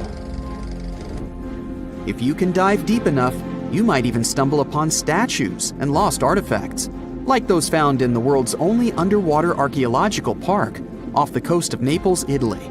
It features the ruins of the ancient Roman city of Baia. The underwater statues found here are breathtaking, to say the least. In an ironic twist of events, some of the equipment we intended to use to get us to the moon was lost at the bottom of the sea for a very long time. But how did that happen? Beginning from the late 1960s and ending in the early 70s, many Apollo rockets were launched to orbit the Earth and the Moon. When reaching altitudes of about 38 miles, the first portion of the spacecraft, including the engines, needed to separate. People thought these components got destroyed or lost forever. But were they really? In 2012, a team of specialists discovered a bunch of rocket engines 14,000 feet off the coast of Florida. They have since gone through a 2-year renovation plan and are now on display at Seattle's Museum of Flight. Can you imagine stumbling upon a whole city underwater? Back in 2001, a lost city was discovered in the Gulf of Cambay, off the coast of India. Some archaeologists believe it to be the oldest city in history. By comparison, it's almost the size of Manhattan and features massive walls and even plazas. They stumbled upon pieces of sculpture, artwork, and even what looked like ancient wooden furniture, believed to date back up to 9,500 years ago and 5,000 years older than any city previously discovered. Okay, how about an underwater river? I can't even imagine what that would look like, but some deep divers claim to have seen it south of Tulum, Mexico. Is that even possible? Well, not really, since the Cenote Angelita Cave is not a true river, but a very special type of optical illusion. It's formed by a halocline, meaning a cloud of hydrogen sulfide at the bottom of this underwater cave. Turns out you can actually swim right through this cloud, which makes you feel like you're swimming through a flowing body of water. Not all things discovered underwater are inanimate objects. Some of them are actually quite scary sea creatures. A jellyfish might not be on your list of things to look out for if you can avoid the stings. But this giant one, also known as a lion's mane jellyfish, is the largest known species of its kind. In all fairness, you'll only uncover it if you happen to dive into the waters of the Arctic, Northern Atlantic, and Northern Pacific Oceans. You surely won't miss it, since it stretches across 120 feet from the top to the bottom of its tentacles. When it comes to deep-sea diving, a lot of people are looking to discover some lost treasure. One diver was lucky enough to have hit the literal jackpot when he came upon nearly $1 million worth of treasure on the bottom of the seabed. That was back in 2015, when this lucky diver was swimming just off the coast of Florida. What did he find, you might ask? Well, about 51 gold coins, 40 feet of gold chain, and a rare single coin that was tailored for the King of Spain, Philip V. Speaking of people looking for lost treasures, divers also sometimes found pirate ships. They discovered one of these pirate shipwrecks in 2015 off the coast of Colombia. It dates back to the 18th century. The value of this forgotten ship was estimated to be between $4 billion and $17 billion, as it contained treasures, precious stones, gold, and countless other really valuable items. By comparison, a whole island in the Bahamas is up for grabs at $75 million. A computer is the last thing you'd ever expect to discover underwater, right? And this was no regular computer, but an ancient one. And yet, someone stumbled upon it between 1900 and 1901 on the spot of a shipwreck located off one Greek island. Researchers believe this weird stone contraption to be the earliest form of a computer. It was designed to serve many purposes, such as predicting astronomical positions and eclipses on the calendar.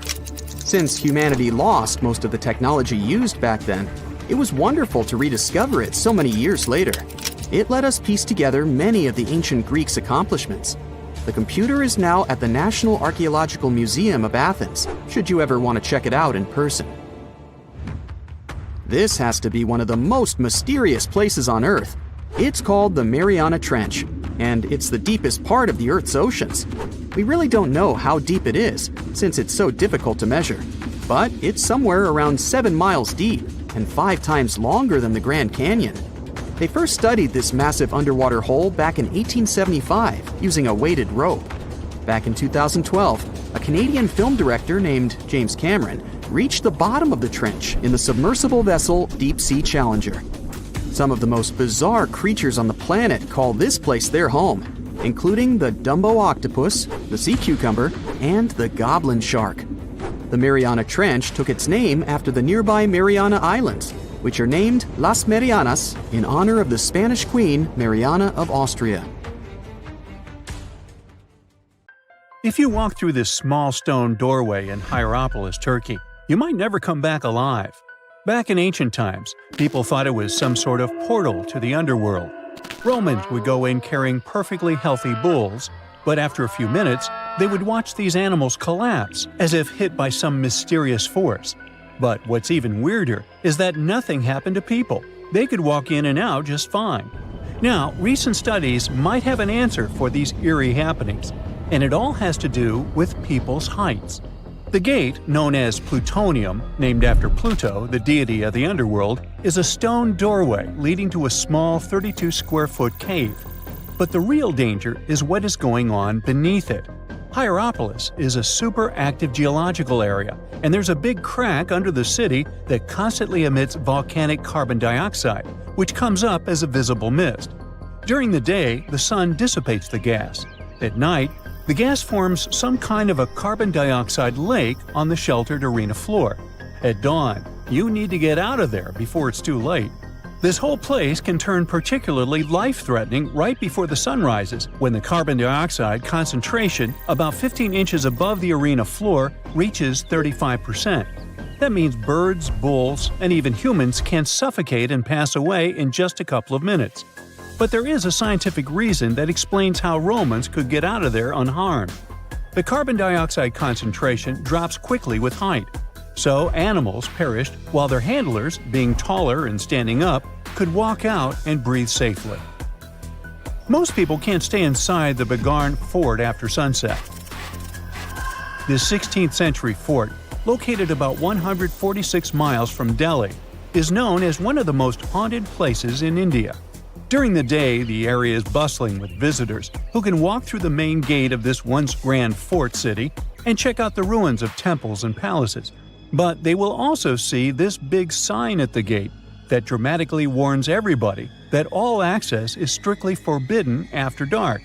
That's probably because at night, according to locals, women can be heard screaming and crying in that place, along with the sounds of bangles breaking and strange music. Others have reported seeing shadowy figures and flashing lights among the ruins, or even smelling a strange perfume floating around. Yawata no Yabushirasu is one of Japan's most restricted forests, located in Ichikawa. The forest itself is a small area, covering just a little more than 40 square yards, and it is mostly a thick patch of mosu bamboo. Its location next to a parking lot and modern buildings makes it seem less intimidating, but don't be mistaken by its appearance. Since at least the 19th century, people have said that anyone who enters this forest is bound to disappear and never be seen again. So, as soon as you arrive, a sign near the forest tells you about its history and the curse believed to be linked to it. Some rumors suggest the creepy presence of an ancient samurai lord walking around. Other legends say that the forest hides a bottomless pit filled with poisonous gas. Whether these stories are true or not, today the area is enclosed by stone walls, and entry is still strictly prohibited. In a valley called the Dark Entry Forest in Connecticut, you will find Dudleytown, but you definitely shouldn't go inside. Not only has the land been private property since the 1920s, but it is also known as one of the spookiest places on Earth. This place was first settled in the early 1740s, and many of the original settlers were from the Dudley family. That's why it's called Dudleytown. There's a local rumor that the town's founders were descended from Edmund Dudley, an English nobleman who lost his life for treason. The legend says this curse followed the Dudley family all the way across the Atlantic to America, and their misfortune is said to be responsible for crop failures, mental problems, and several tragic incidents in the village. Again, it is all just rumors, since historians haven't found any real evidence to support these claims. Still, the pitch-black surroundings and the eerie Blair Witch Project vibe going on in that place fueled ghost stories in the 1980s. This led to many cases of vandalism in the following decade, and because of that, the landowners closed the area to the public. This old abandoned building used to be the fancy palace of King Farouk's family, who was the penultimate king of Egypt back in 1936. After his family members passed away, the palace was turned into a morgue. Locals say that today, the whole place is super creepy and off-limits. Some people have reported seeing light bulbs flicker and shadows move around, making strange noises. Once, a group of kids allegedly went inside and totally freaked out when they found all the doors had suddenly disappeared, leaving them in complete darkness. They had no choice but to start screaming for help. This Hawaiian island has been off-limits to people for over a century. It's called Ni'ihau and is the smallest inhabited island in Hawaii, covering around 69.5 square miles. It has around 84 residents. The island doesn't have cell phone service, paved roads, or power lines, just solar panels for electricity. A single family has privately owned the island since 1864, when a Scottish farmer bought it for $10,000, which would be around $250,000 today. The island has stayed in the family, passing down to its descendants, the Robinsons. They have kept it private ever since, so access is highly restricted and basically by invitation only. The Erdstall tunnels are a network of about 2,000 mysterious underground passageways mainly found in Central Europe, especially in Austria and Bavaria. These tunnels are usually narrow and cramped, often just wide enough for one person to squeeze through at a time, and they are believed to date back to the Middle Ages, as far back as the 12th century. What's really puzzling about these tunnels is their purpose. Despite a lot of research, nobody really knows why they were built. There is a theory that they were used for storage, but since many of them are below the water line and occasionally get filled with water, that doesn't seem very practical. These tunnels have very light, almost claustrophobic sections and sudden drops, which doesn't seem practical for other straightforward uses like escape routes, hiding places, or even spiritual purposes. To make things even more mysterious, there is a complete lack of artifacts, which makes it even harder for researchers to figure out what these tunnels were really for. Since 2019, adventurous people can get arrested if they try to climb this rock. Uluru, also known as Ayers Rock, has been off-limits because it is now considered a sacred site for local communities.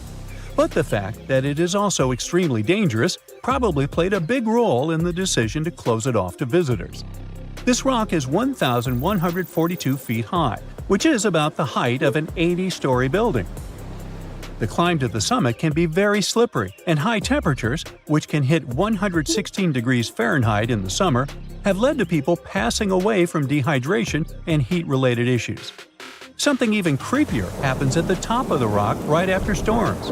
When it rains, small tadpole-like crustaceans called shield shrimp hatch in temporary waterholes and rock pools on top of Uluru. These extraterrestrial-looking creatures are about 3 inches long, and they spread their super-resilient eggs everywhere. When enough summer rain comes, they hatch and go wild, feeding on microorganisms and bacteria in the water. How these strange creatures end up in the fleeting pools on top of Uluru is still unclear, but the most likely explanation is that their eggs might travel there with the wind. Wait, don't tell me that life on Earth has bubbled for about 3.5 billion years, and the biggest creature we got is the blue whale? I mean, not bad, but that doesn't sound nearly as fun as those cool giant creatures you get to see in movies. Yeah, you recognize the iconic roar here. It appeared on TV, in comic books, in video games, and in cinema. I mean, come on. It even got its own star on the Hollywood Walk of Fame on its 50th birthday. So, what would it take to get good old Godzilla from the TV screen to our streets? And we're talking about the beast that's really gigantic. In the original film from 1954, Godzilla was thought to be 164 feet tall. This was the perfect height for the monster to just peer over the biggest buildings in Tokyo at the time. But as further movies came, Godzilla became bigger and bigger. In theory, this would be the biggest animal that could exist and not end up crushed by the gravitational field of our planet. Even if we're talking about some tiny Godzilla of, let's say, 14,000 tons. To take the gravitational force of our planet and carry such weight, Godzilla must have some incredibly strong bones. And as an object gets bigger, its volume will actually increase faster than its surface area. Okay, wait, let's start small. So, cells are the building blocks of life, and they come in all shapes and sizes. But the thing is, cells have a problem when they try to grow too big. As they grow, their surface area, the outside, doesn't keep up with their volume, which means the inside. It's like having a big mouth but a tiny stomach. You can't digest all the food you want to eat. Why haven't I learned that already? Especially when I open my fridge for a midnight snack. So, if cells get too big, they can't get enough nutrients in and waste out fast enough. It would be like living in a very big house, but with just one tiny door to go in and out. Plus, that's not their only problem. Cells also need to be able to divide and replicate, and this task gets tricky as they get bigger. They need this thing called microtubules for that. It's sort of like a skeleton that gives them structure. But don't worry, evolution is a foxy little thing.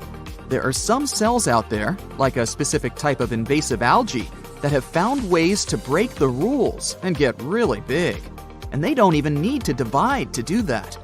This algae could pass as an aquatic fern that has fronds up to 31 inches long. But what you're looking at is just one big cell. It has multiple nuclei, though, which are like the control centers of cells. Plus, there are even some bacteria that are living in a symbiotic relationship with the organism, which means they help each other out when necessary. It's like having a bunch of different rooms inside one big house, with some roommates living there that help around from time to time. Then there's a monster algae known as the sailor's eyeball, which is like a giant ball of green slime.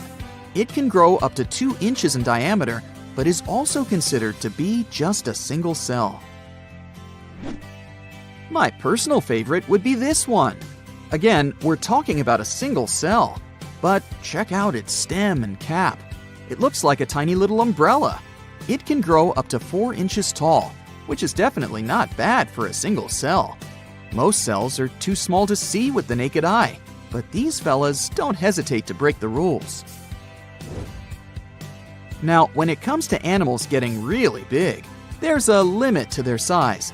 It's like trying to build a really tall tower. Eventually, It'll become too heavy and the base won't be able to support the weight anymore. Similarly, when an animal gets really big, its bones and muscles have to evolve to support all that weight, and it becomes more and more difficult to do so. In one of the movies, Godzilla was 390 feet tall. At that size, it would be really difficult for its heart to pump blood to its brain. And if it was a reptile, Godzilla would need to spend all of its time lying in the sun to stay warm. So we'd have to hide in the shadows, hoping some bigger animals that live in warm areas could keep it full. If Godzilla was a mammal, though, it would generate too much body heat and end up cooking itself. The biggest land animals we know of were sauropods, a type of dinosaur with a really long neck and tail. They could grow up to 131 feet long and weigh up to 70 tons, which could be as heavy as 10 elephants. Evolution was pretty efficient when it had to come up with its body plan. Sauropods ate plants. They had a smart way of eating that allowed them to stay in one spot and still find enough food. They could move their long necks around to reach plants, so they didn't have to walk around too much or waste too much energy. Yeah, my kind of folks. That's impressive, but let's get realistic. Not many giant animals are happy to eat salad for dinner. If you had a giant beast such as Godzilla, you can expect it to go after its prey. And that becomes too hard for its body to support all that weight and perform all the necessary activities. The largest meat-eating dinosaurs were still pretty big, but not as big as the sauropods. The biggest one we know of is a fella called Spinosaurus, which was about 50 feet long. It managed to survive by eating fish and some other creatures that lived in the water. It would be so cool to have Godzilla in real life, if you have some safe basement where it won't find you, of course. But it's not likely some animal could really get bigger than our beloved sauropod. At least, not without running into some serious physical limitations. And have you ever wondered how big a plant could get? It turns out some trees have already reached amazing heights, such as the General Sherman, the largest living tree on the planet. It's more than 275 feet tall and has nearly 53,000 cubic feet of wood. It's gigantic, but still a little bit smaller than the Lindsay Creek French tree, the biggest tree ever recorded. It was a coast redwood 390 feet tall and had a volume of more than 90,000 cubic feet, which is as big as some skyscrapers. But it ain't easy for plants to get big either. When they're tall, it's tricky for them to get water from the roots to the leaves. Redwoods have a couple of tricks up their sleeves, though. For example, they absorb moisture from fog through their leaves. Plus, they have a wide base that gives them more support. If we want to build taller buildings, we also need to think about the challenges plants face, like how to build a good base that will support the structure and transport water and nutrients.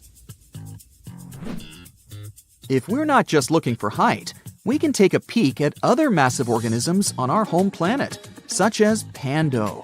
This is a male aspen forest in Utah that covers 107 acres and is basically one giant organism.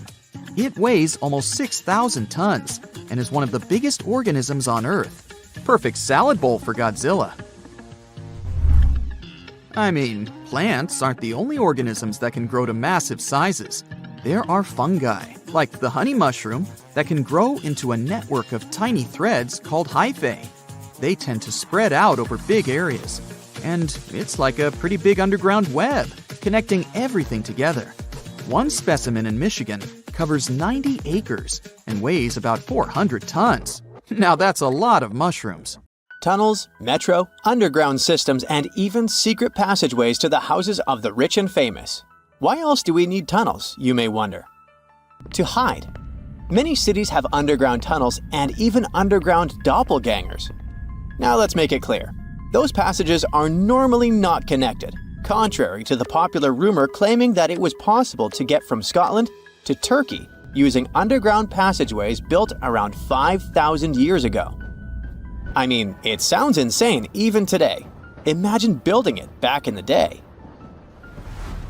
These tunnels have an official name, the Erdstall Tunnels, and they were most likely built in the Middle Ages. However, we still don't have the exact information about the date.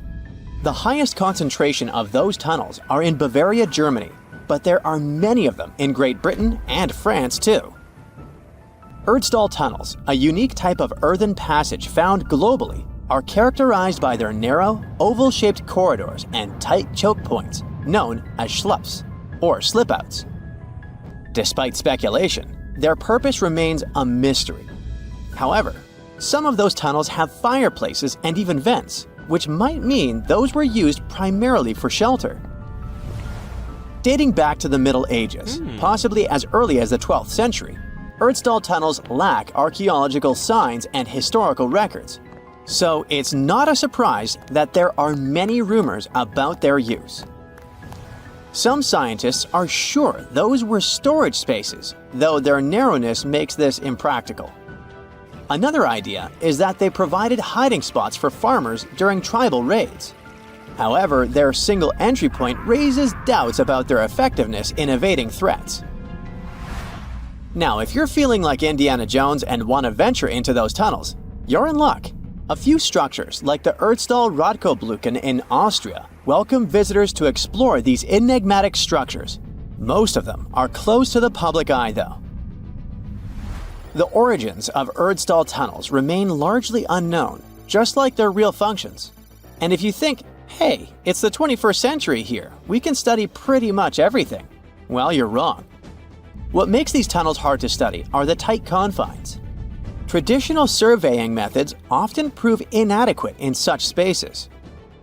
To solve this problem, scientists use a handheld device that integrates an RGB camera, a gyroscope, and high-resolution depth sensors, allowing them to capture intricate details of the tunnels. They also use modern techniques like 3D surveying in hopes of uncovering the true origins and purposes of those tunnels. One hypothesis even suggests they may have been poorly conceived dwellings, abandoned when their inadequacies became apparent. Still, not everyone quite agrees with this idea. Other theories suggest they served spiritual purposes, while the most intriguing idea speculates that those tunnels may be remnants of extraterrestrial civilizations. Experts believe they may have been used for practical matters, such as granaries or hiding spots from looters. As we don't have exact info on who built it and when, it may be pretty much anyone, even a sloth. Nope, I'm not a lunatic. Sloths can build giant tunnels. Check this out. In 2009, a farmer in southern Brazil was driving his tractor through a cornfield when it suddenly sank into the ground. He quickly discovered he had broken through the top of an underground tunnel. When researchers came to investigate, they found a tunnel around 6.5 feet high and the same 6.5 feet wide, extending about 50 feet long right beneath the farmer's house. When they looked closer, they instantly saw deep claw marks on the walls. That was the proof the tunnel wasn't human-made. So that thing the farmer uncovered was a megafauna paleoburrow, a prehistoric tunnel dug by ancient creatures like giant ground sloths or giant armadillos from over 10,000 years ago. I know, it's hard to imagine those beasts, but let me help you. Take a hamster. Now, increase it to the size of an elephant. Don't forget, this 13-foot-tall hamster could also walk on two legs. During their time, around 15 million to 10,000 years ago, many species of sloths and giant armadillos roamed the Americas, some even digging similar tunnels. Today, many of these tunnels are filled with sediment, though some remain clear, similar to the one the farmer discovered. This 2009 find sparked significant interest, leading to the discovery of over 1,500 paleoburrows across southern Brazil, making it the era with the highest concentration of such sites worldwide. But no one knows exactly why there are so many of them in southern Brazil. While some paleoburrows exist throughout South America, none have been found in North America, which is weird since those huge sloths roamed the entire continent. The exact purpose of these large tunnels remains a mystery. but scientists believe they may have served as nursing spaces, temperature regulation, or hibernation areas. Tunnels likely developed over centuries as successive generations of sloths and armadillos expanded them. Now, let's take a look at fugus. No, not the Japanese fatal delicacy, and no, not a town in New Guinea. To see them, we gotta travel to the UK. So fugus are underground structures too, but they don't look exactly like tunnels. They are dry stone structures. They look as if a cave had been decorated with stones from the inside. There are only around 15 of them found so far, and most of them are located in Cornwall. According to the estimates, those tunnels were built about 2,400 years ago, and they're still in pristine condition, which is truly fascinating. I mean, back in the day, people had no cool machinery whatsoever, yet their structures still last. And if you dare to buy an apartment today, well, chances are you won't be too happy about the quality. Going back to our fugus, there's nothing extraordinary about their supposed purpose. They could be used for spiritual purposes, as a place to hide, or a food storage. The latest application, though, is a bit weird. I guess it's not a secret for anyone that England is famous for its excessive humidity. And if you want to store your food properly, you gotta avoid the humidity at all costs. Otherwise, say welcome to mold and fungi. But ancient people weren't dull-witted at all, or they wouldn't have survived, and you and I wouldn't be around now. So they might have adapted those fugus to store just some products, those that already had natural molds in them, assisting in the preservation of perishable food, like milk, butter, and cheese. But hey, those are just speculations. The true reason why they were built remains unknown. What makes fugus unique is that they are intentionally built tunnels, not just excavated mines like those in Wales. They were crafted by digging deep trenches, lining them with stone slabs, covering them with capstones, and then filling over them, all of which took significant time and effort. Still, no matter how hard those were to construct, cities around the globe are often built over intricate tunnel systems, each unique to its location. For instance, Paris is famous for its extensive underground quarries, which were abandoned years ago, but still pose a risk of collapse in certain areas above. London boasts one of the largest tunnel networks in the world, including many that were specifically created for military purposes. In New York City, there are rumors of secret tunnels, while Los Angeles has old tunnels from the Prohibition era used for speakeasies. Many other cities also have their share of enigmatic tunnels, and surprisingly, Florida is no exception. It happened in the year 2011 in Ybor City. Near a former post office, flooding uncovered something weird, a section of an unknown structure.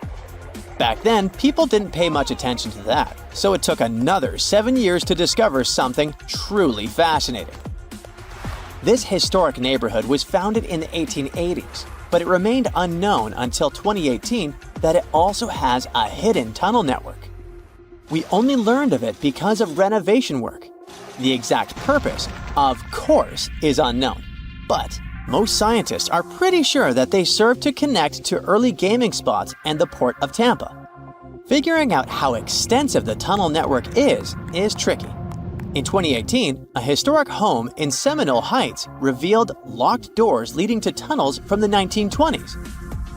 One local even said he traveled through a tunnel for 20 minutes. Rumors suggest some tunnels connect to the Hillsborough River and Ybor City. Research is ongoing, but no new info has emerged yet.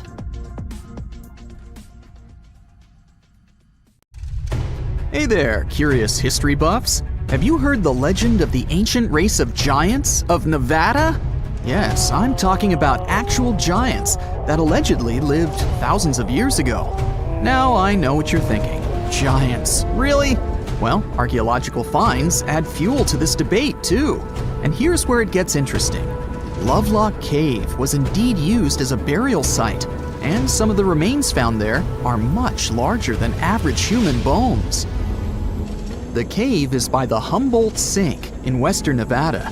It was once part of an enormous lake, which eventually dried up, leaving a number of smaller ones, including the Humboldt Sink.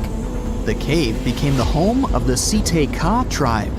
According to the legend, these red-haired giants were so big that they had to be buried in the cave itself. Indeed, later on, archaeologists discovered 8 to 10 foot tall skeletons. This legend started to unfold when a mining engineer named John T. Reed talked to the locals in 1886. Once Reed saw the cave, he knew he was onto something. The news spread soon, but the cave was attracting another type of attention too. The deposits of a fertilizer known as guano were discovered inside the cave. So a mining company began excavating the precious resource in 1911 and soon shipped more than 250 tons of the fertilizer to San Francisco. Unfortunately, some of the human remains and artifacts were neglected and lost in the mining process. This led to an official excavation in 1912 and 1924.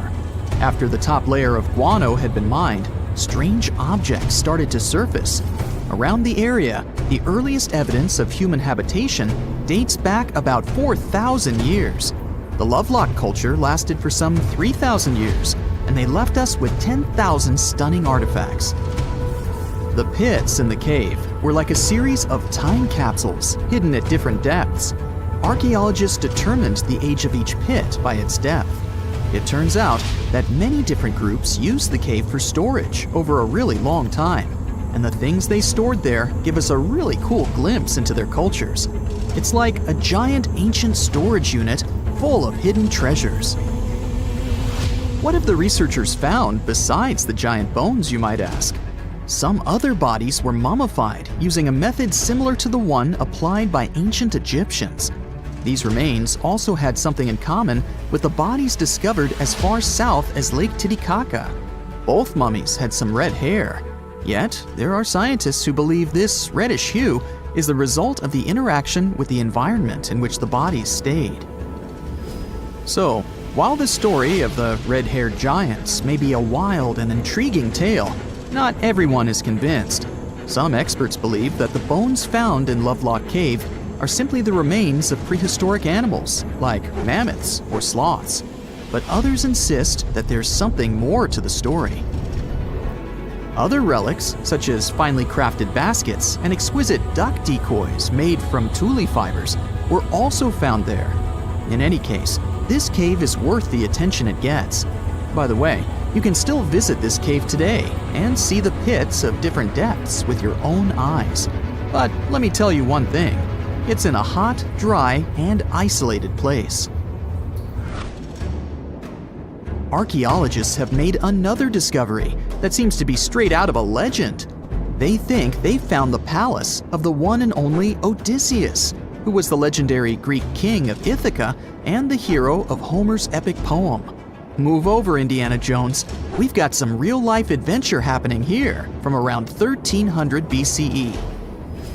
Apparently, this is the only palace mentioned in Homer's epic poems that hasn't been found.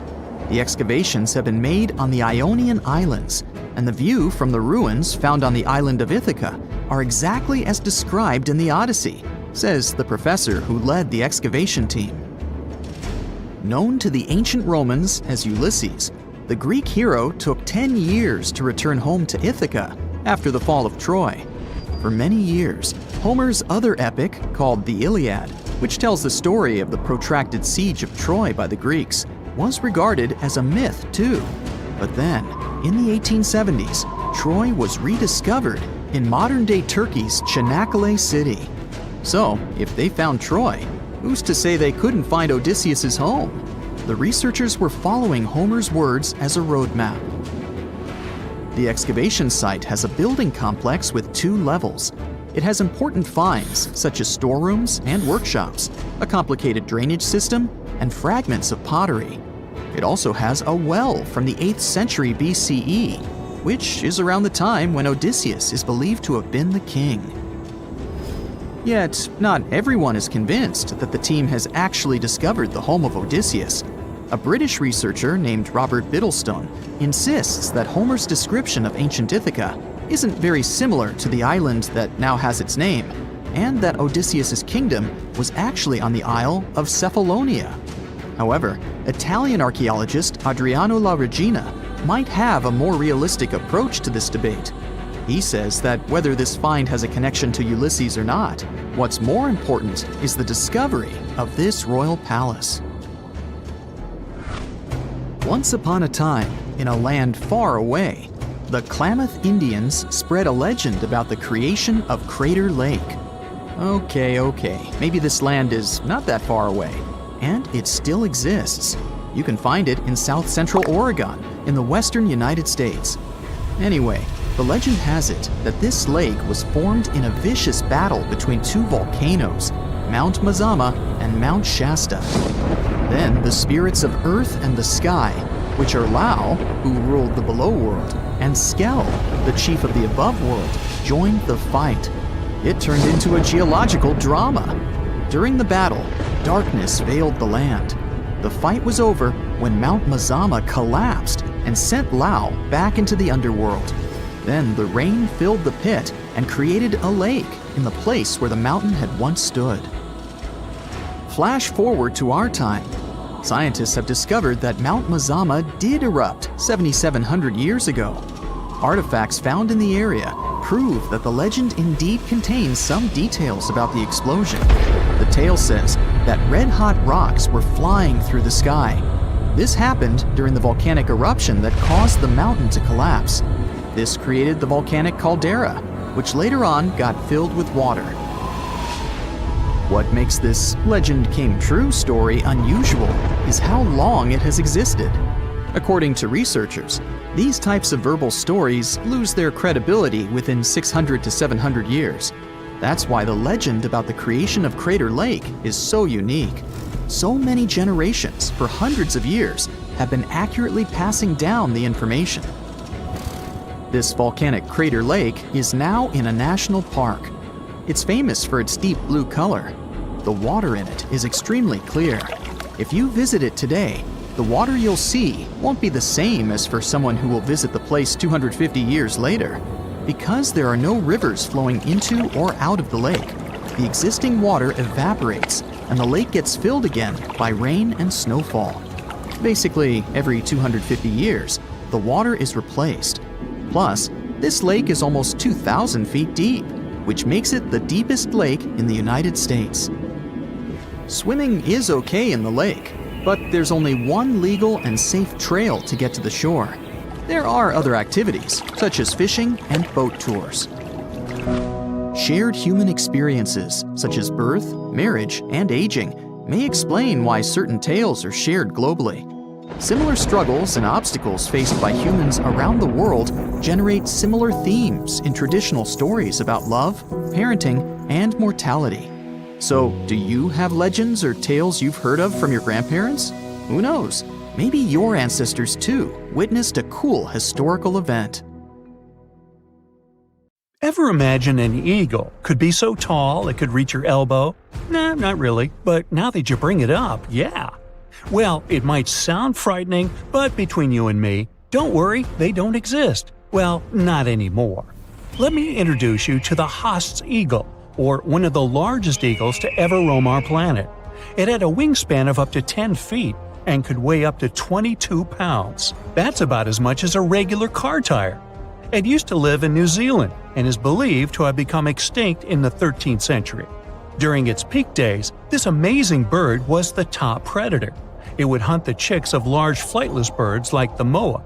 This one was an equally sturdy bird, around 12 feet tall and 440 pounds heavy. So how did the Haast eagle get so large, you might wonder? Well, because it had plenty of food to eat in its environment. The eagle's ancestors were smaller birds that lived in the forests. But as the forests began to disappear, the grasslands expanded. So the birds had to adapt to hunting larger prey out in the open. Over time, the eagle's wings grew larger and its talons became more powerful, allowing it to take down bigger birds. The Haast eagle was also very intelligent. It had a very clever and unique hunting strategy. Instead of chasing it down, it would wait for prey to come to a river to drink water, and then it would swoop down and snatch the animal with its talons. This hunting method was effective and allowed the eagle to take down large prey with minimal effort. It also had a unique physical trait. Its beak was much larger than that of other eagles, which helped it to better hold its prey. As for how strong it was believed that the Haas eagle could lift prey weighing up to 100 pounds off the ground and carry it away. Now, scary as it may sound, this bird wasn't all bad. In fact, it was quite the helpless romantic. The Haas eagle was a solitary hunter, and scientists believe that it mated for life. The two partners often shared a secluded nest, at times hidden under cliffs for protection. This eagle was also important for the indigenous people of New Zealand back in the day. They often used its feathers for clothing and decoration. It was also considered a symbol of strength and power. As with many other extinct animals, the Haas eagle eventually disappeared because it ran out of food. Remember when I mentioned that its favorite thing for dinner was another bird called the moa? When the moa population was greatly reduced by hunting, the Haas eagle could not find enough food to survive. To this day, this massive bird is an important part of New Zealand's natural history and reminds us how deeply humans can have an impact on the environment. It's also a fascinating example of how evolution can shape a species to perfectly fit its environment. Bet I made you curious about the moa bird too, right? Well, try to picture an ostrich's giant cousin. It also lived in New Zealand for thousands of years before becoming extinct around the 14th century. And it was a big boy. It had a long neck and a small head with a beak that was used for grazing on vegetation. It might have been a bird, but its wings were tiny and useless for flying. Nonetheless, they were used for balance and to make the bird look bigger to predators. The moa lived in the forested areas of New Zealand, where it ate a variety of plants such as ferns, shrubs, and tree leaves. It was completely vegan, by the way, or herbivore if you like the fancy definition, and it used its beak to rip off leaves and branches from trees. The moa's diet also included seeds, fruits, and berries, which it would pick off the ground or from low-lying bushes. The moa was a solitary creature that lived alone or in small groups. It was most active during the day and was known to be very docile. As for its main predator, nothing would scare a moa more than a Haas eagle. It was also an important part of the ecosystem in New Zealand. Each time it, went to the bathroom, it would provide the soil with rich nutrients and plant seeds. This helped to fertilize the soil and promote plant growth. The first human settlers in New Zealand were the Maori people, who arrived on the island around the 13th century. The Maori quickly realized the importance of the moa bird as a food source, and they began hunting the bird for its meat, feather, and bones. Soon enough, the moa population began to decline. The Maori also cleared large areas of forest for agriculture and settlements, which reshaped the moa's habitat and made it harder for the bird to survive. By the 14th century, the bird was extinct. Now, we can't finish our list of huge bygone birds without talking about the elephant bird too. This was also a large, flightless one that lived on the island of Madagascar until its extinction in the 17th century. It stood up to 10 feet tall and weighed up to 1,100 pounds, making it one of the largest birds to ever exist. People first saw this sturdy creature back in the 16th century, and it quickly became a subject of fascination for naturalists and collectors. It was described as having thick gray-brown feathers, a long neck, and a large thick bill. Its legs were thick and strong, and it had 3 toes on each foot, each ending in a sharp claw. Despite its size and strength, the elephant bird was an herbivore, and on its daily menu, it mostly had fruits, leaves, and other plants. As for its speed, let's just say I wouldn't send this one to the Olympics. It was a slow-moving bird, spending most of its time foraging for food. As large and imposing as it was, the elephant bird was not particularly aggressive either. It was not known to interact with humans much. More than that, it was quite a shy bird, and it was pretty difficult to see one in the wild. The elephant bird's eggs were so large that they sometimes were used for cooking vessels by the native people of Madagascar. They were also big enough that they could feed entire families at once. Just one egg measured up to 30 inches in circumference and could weigh up to 22 pounds. The elephant bird's feathers were also very thick and insulating, so these creatures might have been able to survive in cold temperatures. Their tongues were equally as special, being so long that each bird could reach its eye to groom itself. The last elephant bird is believed to have passed in the 17th century, and the species was officially declared extinct in the 18th century. However, there have been a few unconfirmed sightings of the bird in the centuries past its extinction, and some scientists believe that small groups of elephant birds may still exist in remote parts of Madagascar. It may be gone, but the elephant bird has had a lasting impact on science and culture. Its eggs, which were the largest of any bird, have been found in archaeological sites and are now on display in museums around the world. This fascinating creature has also been the subject of numerous scientific studies, and it has been used as a model for understanding the ecology and evolution of other flightless birds. Even in literature, the elephant bird has been the subject of many stories and legends, and it's often depicted as a powerful and mysterious creature. In one legend, it was said that the elephant bird was so large that it could only lay one egg at a time, and that egg was so big that it took several people to carry it. A comfortable abode with a gorgeous view of the Mediterranean Sea will serve as a perfect rain shelter. Well, this is what a real estate advertisement might have looked like for Neanderthals 100,000 years ago. Welcome to the weird and wonderful caves you could live in, or not. Of course, back then, neither real estate and advertising had been invented yet. Never mind the fact that Neanderthals couldn't build houses and often lived in caves. Yet, one of those caves looks an awful lot like a residential building. It's situated inside a high limestone cape called the Rock of Gibraltar. If the Neanderthals had had an economy, the caves inside this rock would have cost a bundle. Navigators discovered it in 1907. They just spotted a big hole inside the fortified rock. For many years, scientists have studied this place and found some traces of Neanderthals. They discovered ancient tools in the cave and bones of old animals. But the coolest thing was, they found 4 caves inside the rock. It was like a residential complex. Neanderthals lived alongside neighbors and helped each other hunt and fish. They created feather decorations and painted abstract drawings on the walls. Imagine our ancient predecessors hanging out in these caves 100,000 years ago. And now, scientists hang out there and study the primeval past of Neanderthals in detail. At the end of 2021, archaeologists uncovered a gap inside one of the caves leading to an unknown tunnel.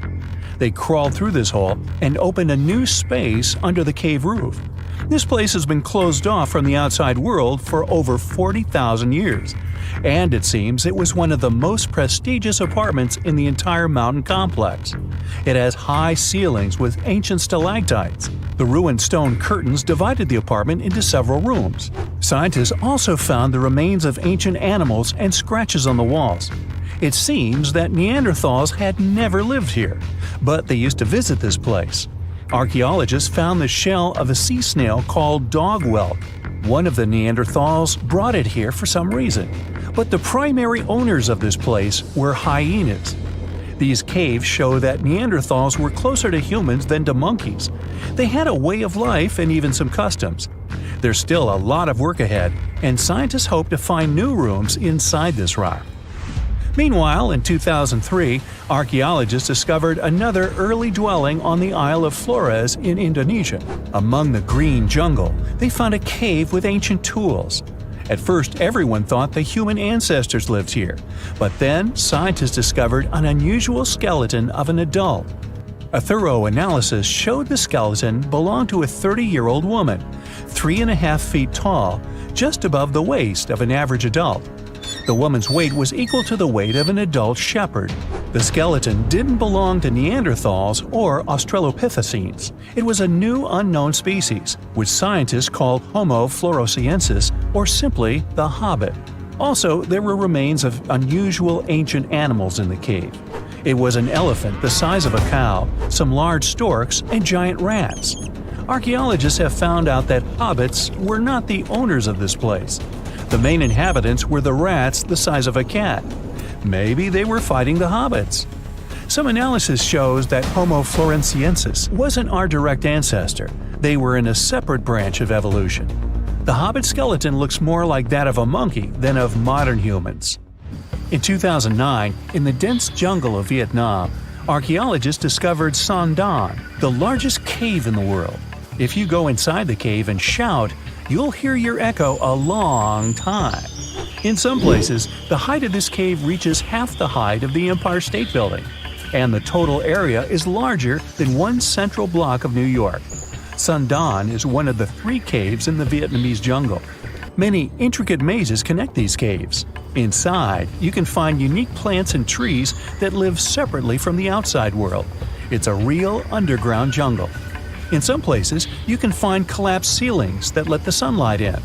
Besides unusual trees and plants, ancient stalactites hang there. Some limestone deposits are more than 450 million years old. They were here even before dinosaurs appeared. There are also many rivers in the cave. Rainwater coming down from holes in the ceiling has formed them. Fast streams resemble slides in a water park. They lead to unknown underground labyrinths. Scientists have studied only a small part of all these caves. The next unusual cave is in New Zealand. Hundreds of thousands of fireflies live inside. Each of them glows with a blue light. Together, they light up the cave. It may seem to you that you're on another planet, but you can't stay there for a long time. Special air measuring devices are everywhere. Scientists monitor the level of carbon dioxide necessary for the normal existence of fireflies. These insects are sensitive to the environment. If there are many people in the cave, or they stay there too long, the park staff will ask them to leave the place. It's like you're literally stealing oxygen from the fireflies. We've seen some pretty amazing caves so far, but how about a scary one? We're going to the desert of Yemen's Al-Mara province. What we're looking for is not a cave, it's just a black hole in the ground, right in the middle of the desert. It's big, the size of a basketball court. It's not its size that could scare you, but what's inside. Scientists are still not sure what it is. From the depths of this black abyss, a disgusting smell of rotten eggs constantly comes out, and sometimes you can hear some strange, frightening sounds. The blackness of the giant hole in Yemen absorbs all the sun's rays, so you won't see what's there even with a powerful flashlight. People flew over this place by helicopter. They filmed using drones and the most powerful lenses, but they didn't catch anything except darkness. It looks like a big ink spot in the middle of golden sand. The locals are afraid to approach this place. They believe the cave leads to another dimension where evil creatures live. At the moment, the giant hole in Yemen is one of the most poorly studied and mysterious phenomenon of nature. How did it appear? How old is it? Where does it lead? Scientists are trying to find the answers to these questions. There are theories that the hole appeared because of construction work. Geologists drilled the soil nearby in search of minerals.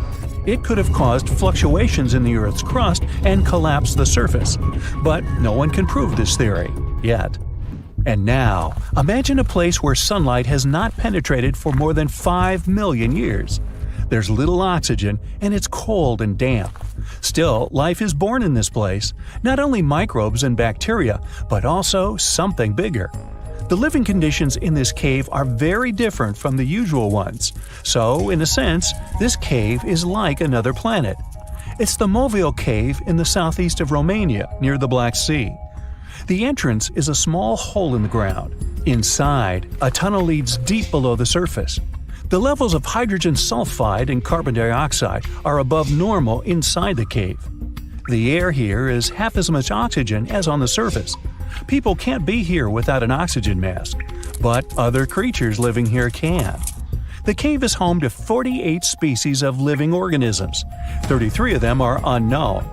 Here you can meet some unusual insects, white snails and white spiders, millipedes with huge whiskers, transparent shrimp, and unique species of leeches. They all live here thanks to the little bacteria autotrophs. They absorb carbon dioxide and release food particles. Bacteria feed on it. Other larger organisms feed on these bacteria, and some bigger organisms eat those little ones. In the end, everyone gets food. In this cave, evolution has created a biological system separate from the rest of the world. When you mention your plans to travel to Tristan da Cunha, the chances are your friends won't even know where this remote island is located. No wonder. Tristan da Cunha is considered the most remote inhabited archipelago in the world, with the nearest populated land, St. Helena, around 1,500 miles away.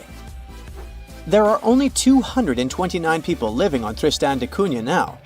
In such a close-knit community, everyone is someone's cousin, uncle, or maybe just a friend, but everyone knows each other for sure. There are as few as 10 last names on the island, representing just 10 families. Getting there is quite an adventure. There are no airports on the island, which means your journey will be primarily by sea. Typically, it requires a days-long voyage from South Africa.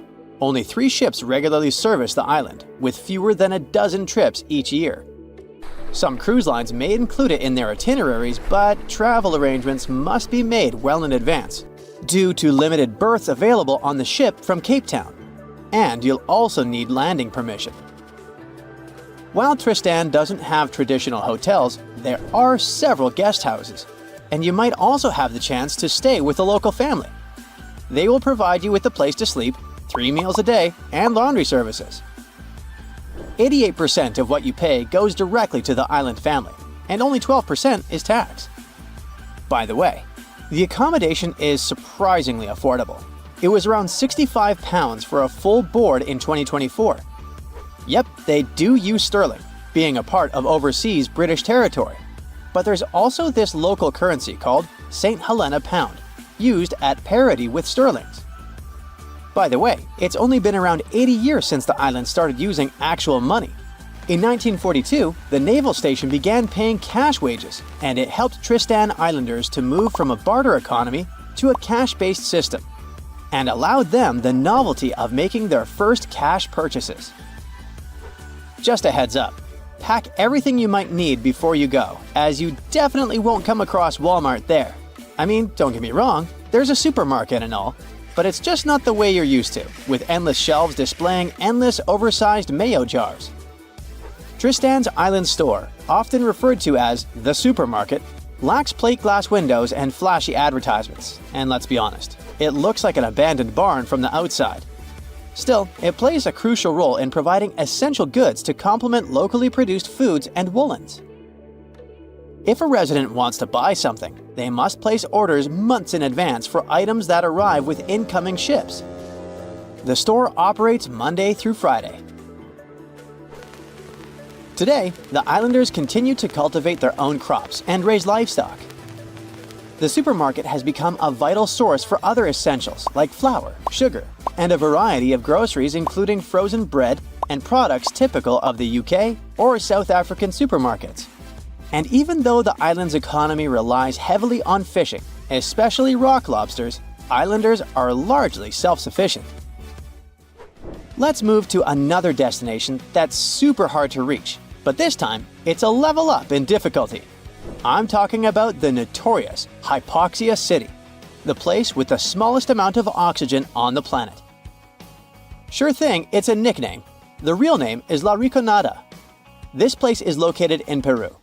Getting there means climbing over 16,000 feet up into the mountains.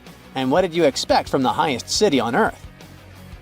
Despite its hard-to-reach location, it houses way more people than Tristan da Cunha, between 30,000 and 50,000.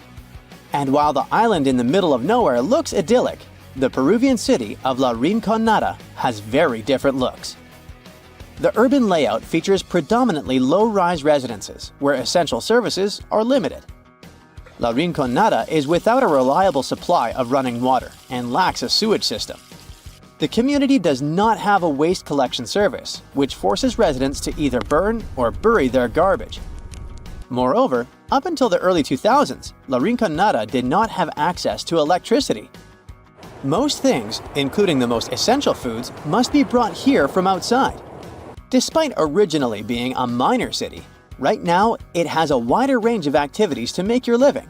Some people are busy with trading, food, clothes, you name it. Others provide services. and some people even open public restrooms. Architectural-wise, La Rinconada has very little to offer. The pattern is quite predictable. Huts made from corrugated metal that are unstable and rusting. The choice of materials is dictated by practicality. These metal sheets are the lightest and easiest for miners to transport to the glacier.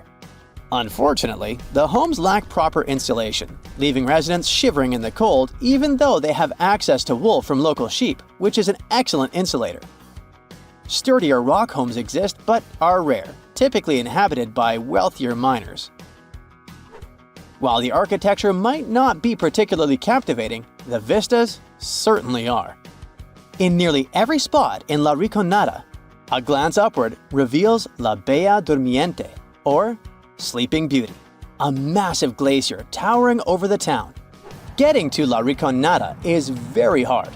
First, you'll need to fly into Alejandro Velasco Astete International Airport in Cusco, Peru. Once you're in Cusco, you can catch a train or a bus to Puno, which is right by Lake Titicaca.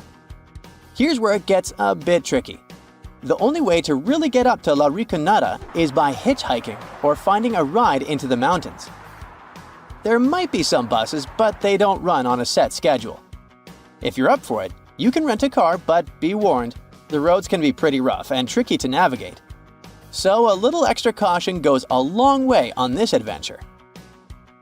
Unlike Tristan da Cunha, where they adopted cashback in the 1940s, La Rinconada doesn't rely much on it. The economy of this place is based mainly on gold mines. The mines are unguarded, unregulated, and often dangerous. Miners work for 30 days under a cachorreo system, where on the 31st day, they're allowed to take as much ore from the mine as they can carry as a form of payment. La Rinconada has no bank, but it has many storefront fund transfer agencies, which miners use to wire money to their families. Still, they never know how much they're gonna send. Our next destination is Svalbard, a place that might seem unwelcoming due to its climate. But locals embrace everyone with open arms. No visa is required if you want to visit or even work there. Located near the top of the world, Svalbard offers a unique and remote charm. The capital, Longyearbyen, is home to a fascinatingly diverse community, with over 50 nationalities represented among its 2,400 residents. You might even spot a polar bear wandering into town on occasion. The living space is compact. There's just one grocery store, and the streets are numbered instead of named, adding to the town's distinctive feel. Longyearbyen also boasts a university center with around 300 students. Interestingly, every student must learn to use firearms for safety in the surrounding wilderness. Originally, it was founded as a mining town, just like La Rinconada, but the focus has shifted mainly to tourism. However, a quirky tradition remains from its mining days. Visitors and residents alike take off their shoes when entering hotels and restaurants, a practice born out of the need to keep coal dust at bay. The last destination for today is Palmerston Island, a remote coral atoll in the Cook Islands, located about 290 miles northwest of Rarotonga. Famous traveler James Cook visited it on June 16, 1774, and the place was uninhabited at the time, despite ancient graves found there. Today, the island supports a small population of just 25 residents, primarily descendants of 19th century English sailor William Marsters. Marsters arrived in 1863 with 2 Polynesian wives and later added a third. He fathered 23 children. Fishing is the mainstay of the local economy, resembling subsistence living due to the island's isolation. Modern amenities and communication services are available. Although there's no airport, cargo ships visit periodically. Haha, you come to sunny California and go for a hike in the Santa Lucia Mountains. There, you have a strange, unpleasant feeling, as if someone's watching you. You look around, but don't see a single soul. That's when you glance at the tops of distant mountains in front of you, and your heart skips a beat. Up on the peaks, you can see the outline of a giant humanoid figure, arms stretched out with a magnificent full rainbow circling it. This mysterious figure is dressed in all black. You can't make out any facial expressions or detail, but you can see it moving. Then it vanishes right before your eyes. Congrats! You've just witnessed the Dark Watchers, a phenomenon that's been terrifying hikers in the California mountains for over 300 years. Even now, scientists can't give an exact explanation for this mysterious appearance. What we do know is it's completely natural, probably. One theory claims that there are no silhouettes at all. The human brain just thinks up images created by shadows the clouds cast on the mountains. Over the centuries, people share stories about this legend, and their minds begin to show it, building recognizable images. The same can happen to you, like when you see the contours of a human face on a burnt piece of toast, or the shape of a dog in a passing cloud. The most accepted scientific explanation is what's called a Brocken specter. It's when sunlight gets bent by drops of fog or clouds. That explains the rainbow surrounding these figures. As for the shadow, it's only your own being stretched and projected on the mountains before you. After all, these figures usually show up when the sun is behind the witness. Natural or not, the vanishing mysterious figure scared the wits out of you. So you head east and find yourself in the desert. The blazing sun beats down on your back. There's nothing for hundreds of miles around. Hard to believe this dry, lifeless plain was once the bottom of a lake. You notice a long trail in the sand, as if someone was pushing or pulling something really heavy across the ground. You follow the strange trail, and at the end you find a single large stone. But why would anyone drag a heavy rock across the middle of the desert? But nothing touched this stone. It moved by itself. It's a phenomenon called sailing stones. Every winter, ice covers the ground here. When a strong enough wind blows, the stone starts to glide across the slippery surface. Once the ice melts, all that's left is a winding trail behind a single lonesome rock. Well, for some relief from the scorching California sun, we head to Antarctica. Snow, ice, and more blinding sun. Yep, it's a desert too. The light is almost blinding. You squint, and off in the distance, you see something red sticking out from all the surrounding endless white. As you get closer, you realize it's a waterfall, an ominous red cascade flowing from the glacier. Splashes fly in all directions and stain the white snow. Don't worry, these so-called blood falls are nothing of the sort. Millions of years ago, I wasn't around then, a glacier formed over a pond and blocked access to sunlight, heat, and oxygen. Then the pond managed to break through the glacier with a little trickle of water. When such salty water with high levels of iron meets oxygen, it creates that scarlet rust color. This is the only waterfall of its kind in the world. Now, in the town of Taos, New Mexico, locals hear a strange hum every day. But not all of them.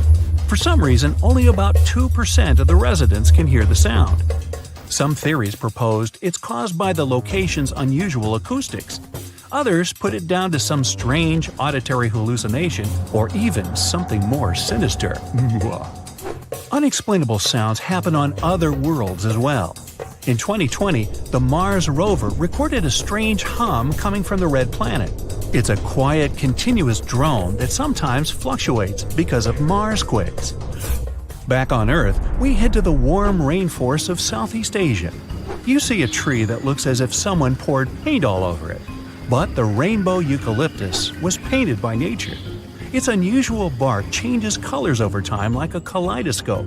It starts off as a bright green shade, then red, orange, purple, and finally brown. Then the colorful cycle starts again. One of the biggest mysteries of nature is ball lightning. It's a glowing blue, orange, or yellow sphere that appears during a thunderstorm. Many witnesses say they hear a hissing sound and detect a strong odor with it. The first mention of ball lightning described it breaking through a window and disappearing.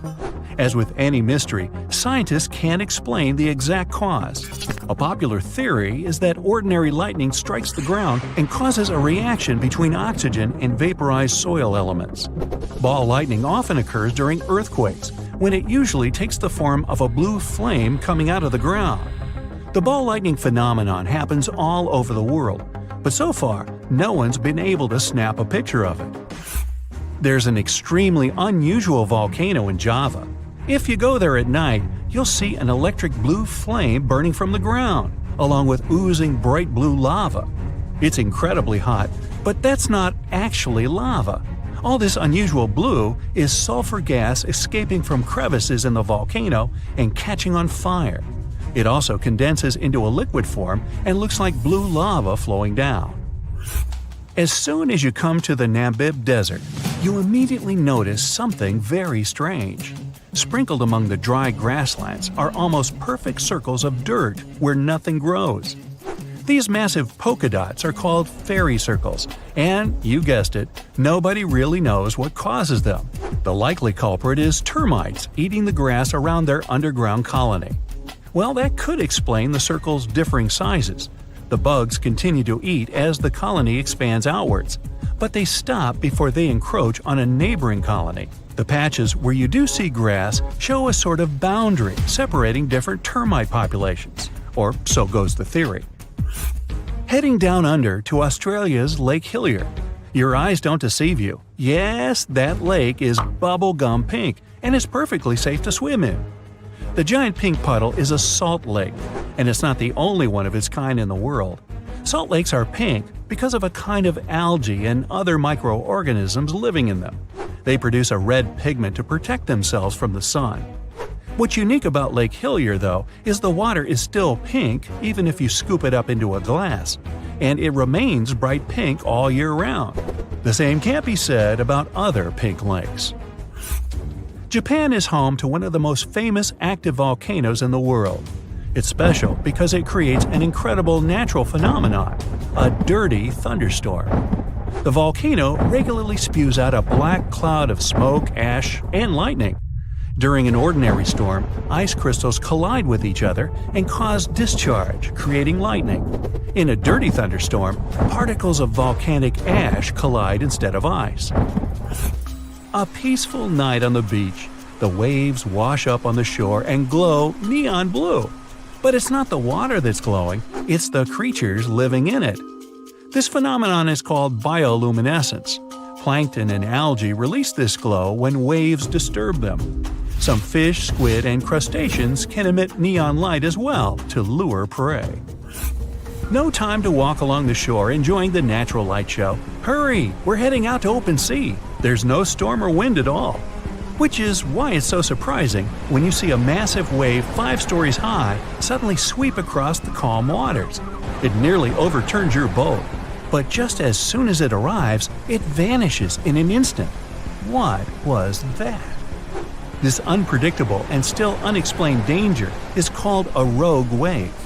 One theory of how they form is from the sea's surface encountering a strong headwind. But remember, you didn't feel any wind blowing. Theory number 2, and the most accepted one, different waves combine to form one large one. It's something called kinetic vampirism. Under certain natural conditions, waves accumulate and exchange kinetic energy. Among all the waves, there will be one that absorbs the energy from the others like a vampire. When a lot of energy is accumulated, it releases itself in the form of a giant wave. You'd be surprised to find out the life-changing discoveries a person can make just by browsing Google Maps. Like this guy, who found a suspicious crater and might have made a major scientific discovery. In 2024, Canadian Joël Lupoint was planning a casual camping trip in his homeland. He opened Google Earth and zoomed in Quebec's Côte-Nord region. That's when he saw it, this unusual rounded structure. The measurement was impressive, 9.3 miles from one point to another, and there seemed to be a lake next to it. He was quick to print the screen and sent the image to a French geophysicist to see if he knew anything about it. Most times these images turn out to be nothing, or simply Google Earth watermarks. But he was surprised when he opened his email and saw the scientist's reply. The geophysicist said that, judging by the looks of the topography, Lapointe could have discovered a meteor impact area. Now, impact areas are really hard to identify. Since they've been around for millions of years, most of their shapes have been heavily changed by erosion. Scientists call these areas impact structures. They're usually circular or crater-like and are made up of deformed bedrock. It happens when a meteor falls into the surface of the Earth. Here's the thing. Since the crater has huge walls around it, these areas are usually mistaken for mountain ranges. That's what left the Canadian explorer confused. But the French geophysicist that analyzed the case gave him hope. That weird formation in Quebec had been classified as a type of volcanic formation. After Lapointe brought this subject back to the agenda, scientists had to dig a little deeper to find the truth. Until this recent discovery, scientists thought the area looked like that due to some volcanic formation. This is actually normal, since other things such as volcanism and sinkholes can be mistaken for impact craters. To verify, they asked for some samples of the site. This is a more reliable way to fact-check whether a meteor landed there or not. When the meteor hits the Earth, it brings different types of minerals from outer space. That's the wonderful thing about impact craters. They reveal a link between Earth and the outside universe. By now, scientists have cataloged most of the minerals that are native to our planet. When they're searching for an impact structure, they usually look for things such as teenite and chemisite, which can only be found in meteors. The biggest known impact crater in the world is the Vredefort crater, located in South Africa. This big thing was formed some 4 billion years ago. The asteroid that made it is estimated to have been one of the largest ever to strike planet Earth. When the researchers got the results of the site back in Canada, they did confirm that it contained zircon, a mineral that tends to show areas of impact. There's no way to guarantee that Lapointe really found an impact crater, but scientists are organizing a research mission over to the area just to make sure. If it turns out that it really is an impact crater, that's pretty huge news, since the last discovery was made in 2013. Another one of these mesmerizing discoveries came from a 15-year-old boy. William Goddery was also a Canadian, and for some reason loved looking for long-lost Mayan cities.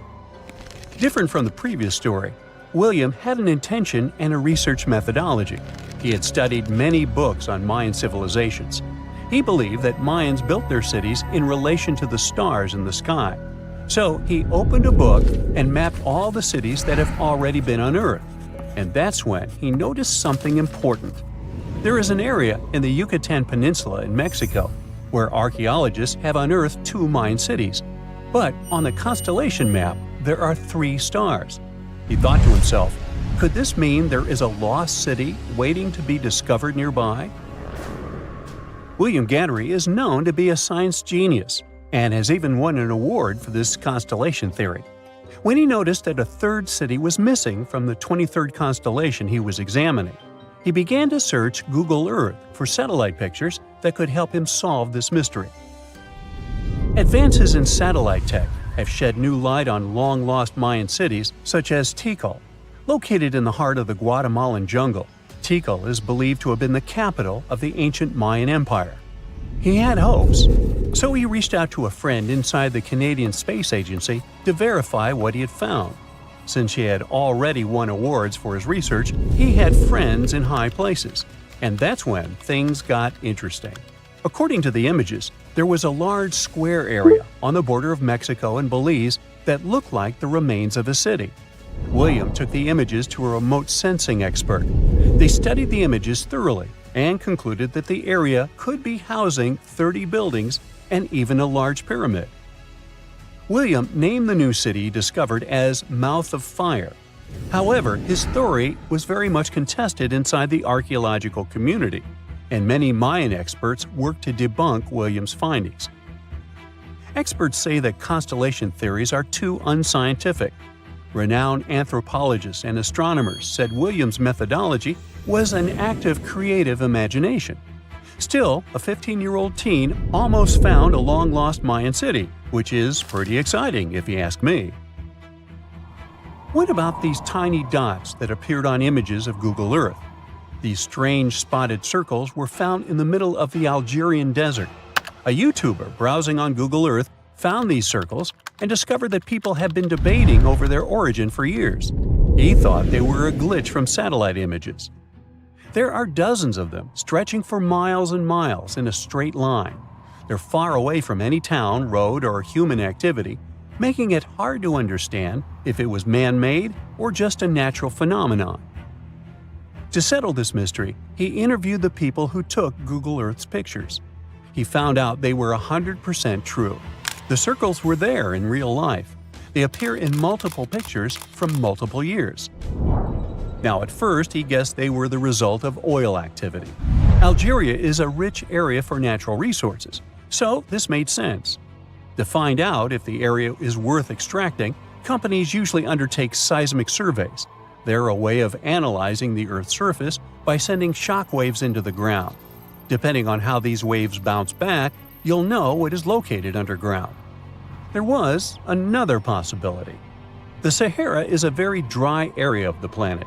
The average high temperatures in summer are over 104 degrees Fahrenheit. To survive there, people need to find ways of accessing water. So, his second guess was that the circles were a kind of ruin or leftover from ancient water wells. But when he talked to an expert, he found out they weren't ancient water wells. You can see some of these traditional constructions in other cities on Google Earth, and they look really different from the mysterious circles. He decided to travel over to Algeria to find out the truth. He drove 99 miles into the heart of the desert, and when he gets there, he sees it. A huge crater dug on the sand, surrounded by 12 smaller holes. It kind of looked like the ancestor of a modern clock. There, he found something he couldn't spot on Google Earth: thin metal wires. When the curious YouTuber and his teams started to dig in the sand, they found old dynamite and some sardine cans. Apparently, they were hiding the truth. The Sahara Circles, as they were famously called, were not the historical leftovers of seismic surveying.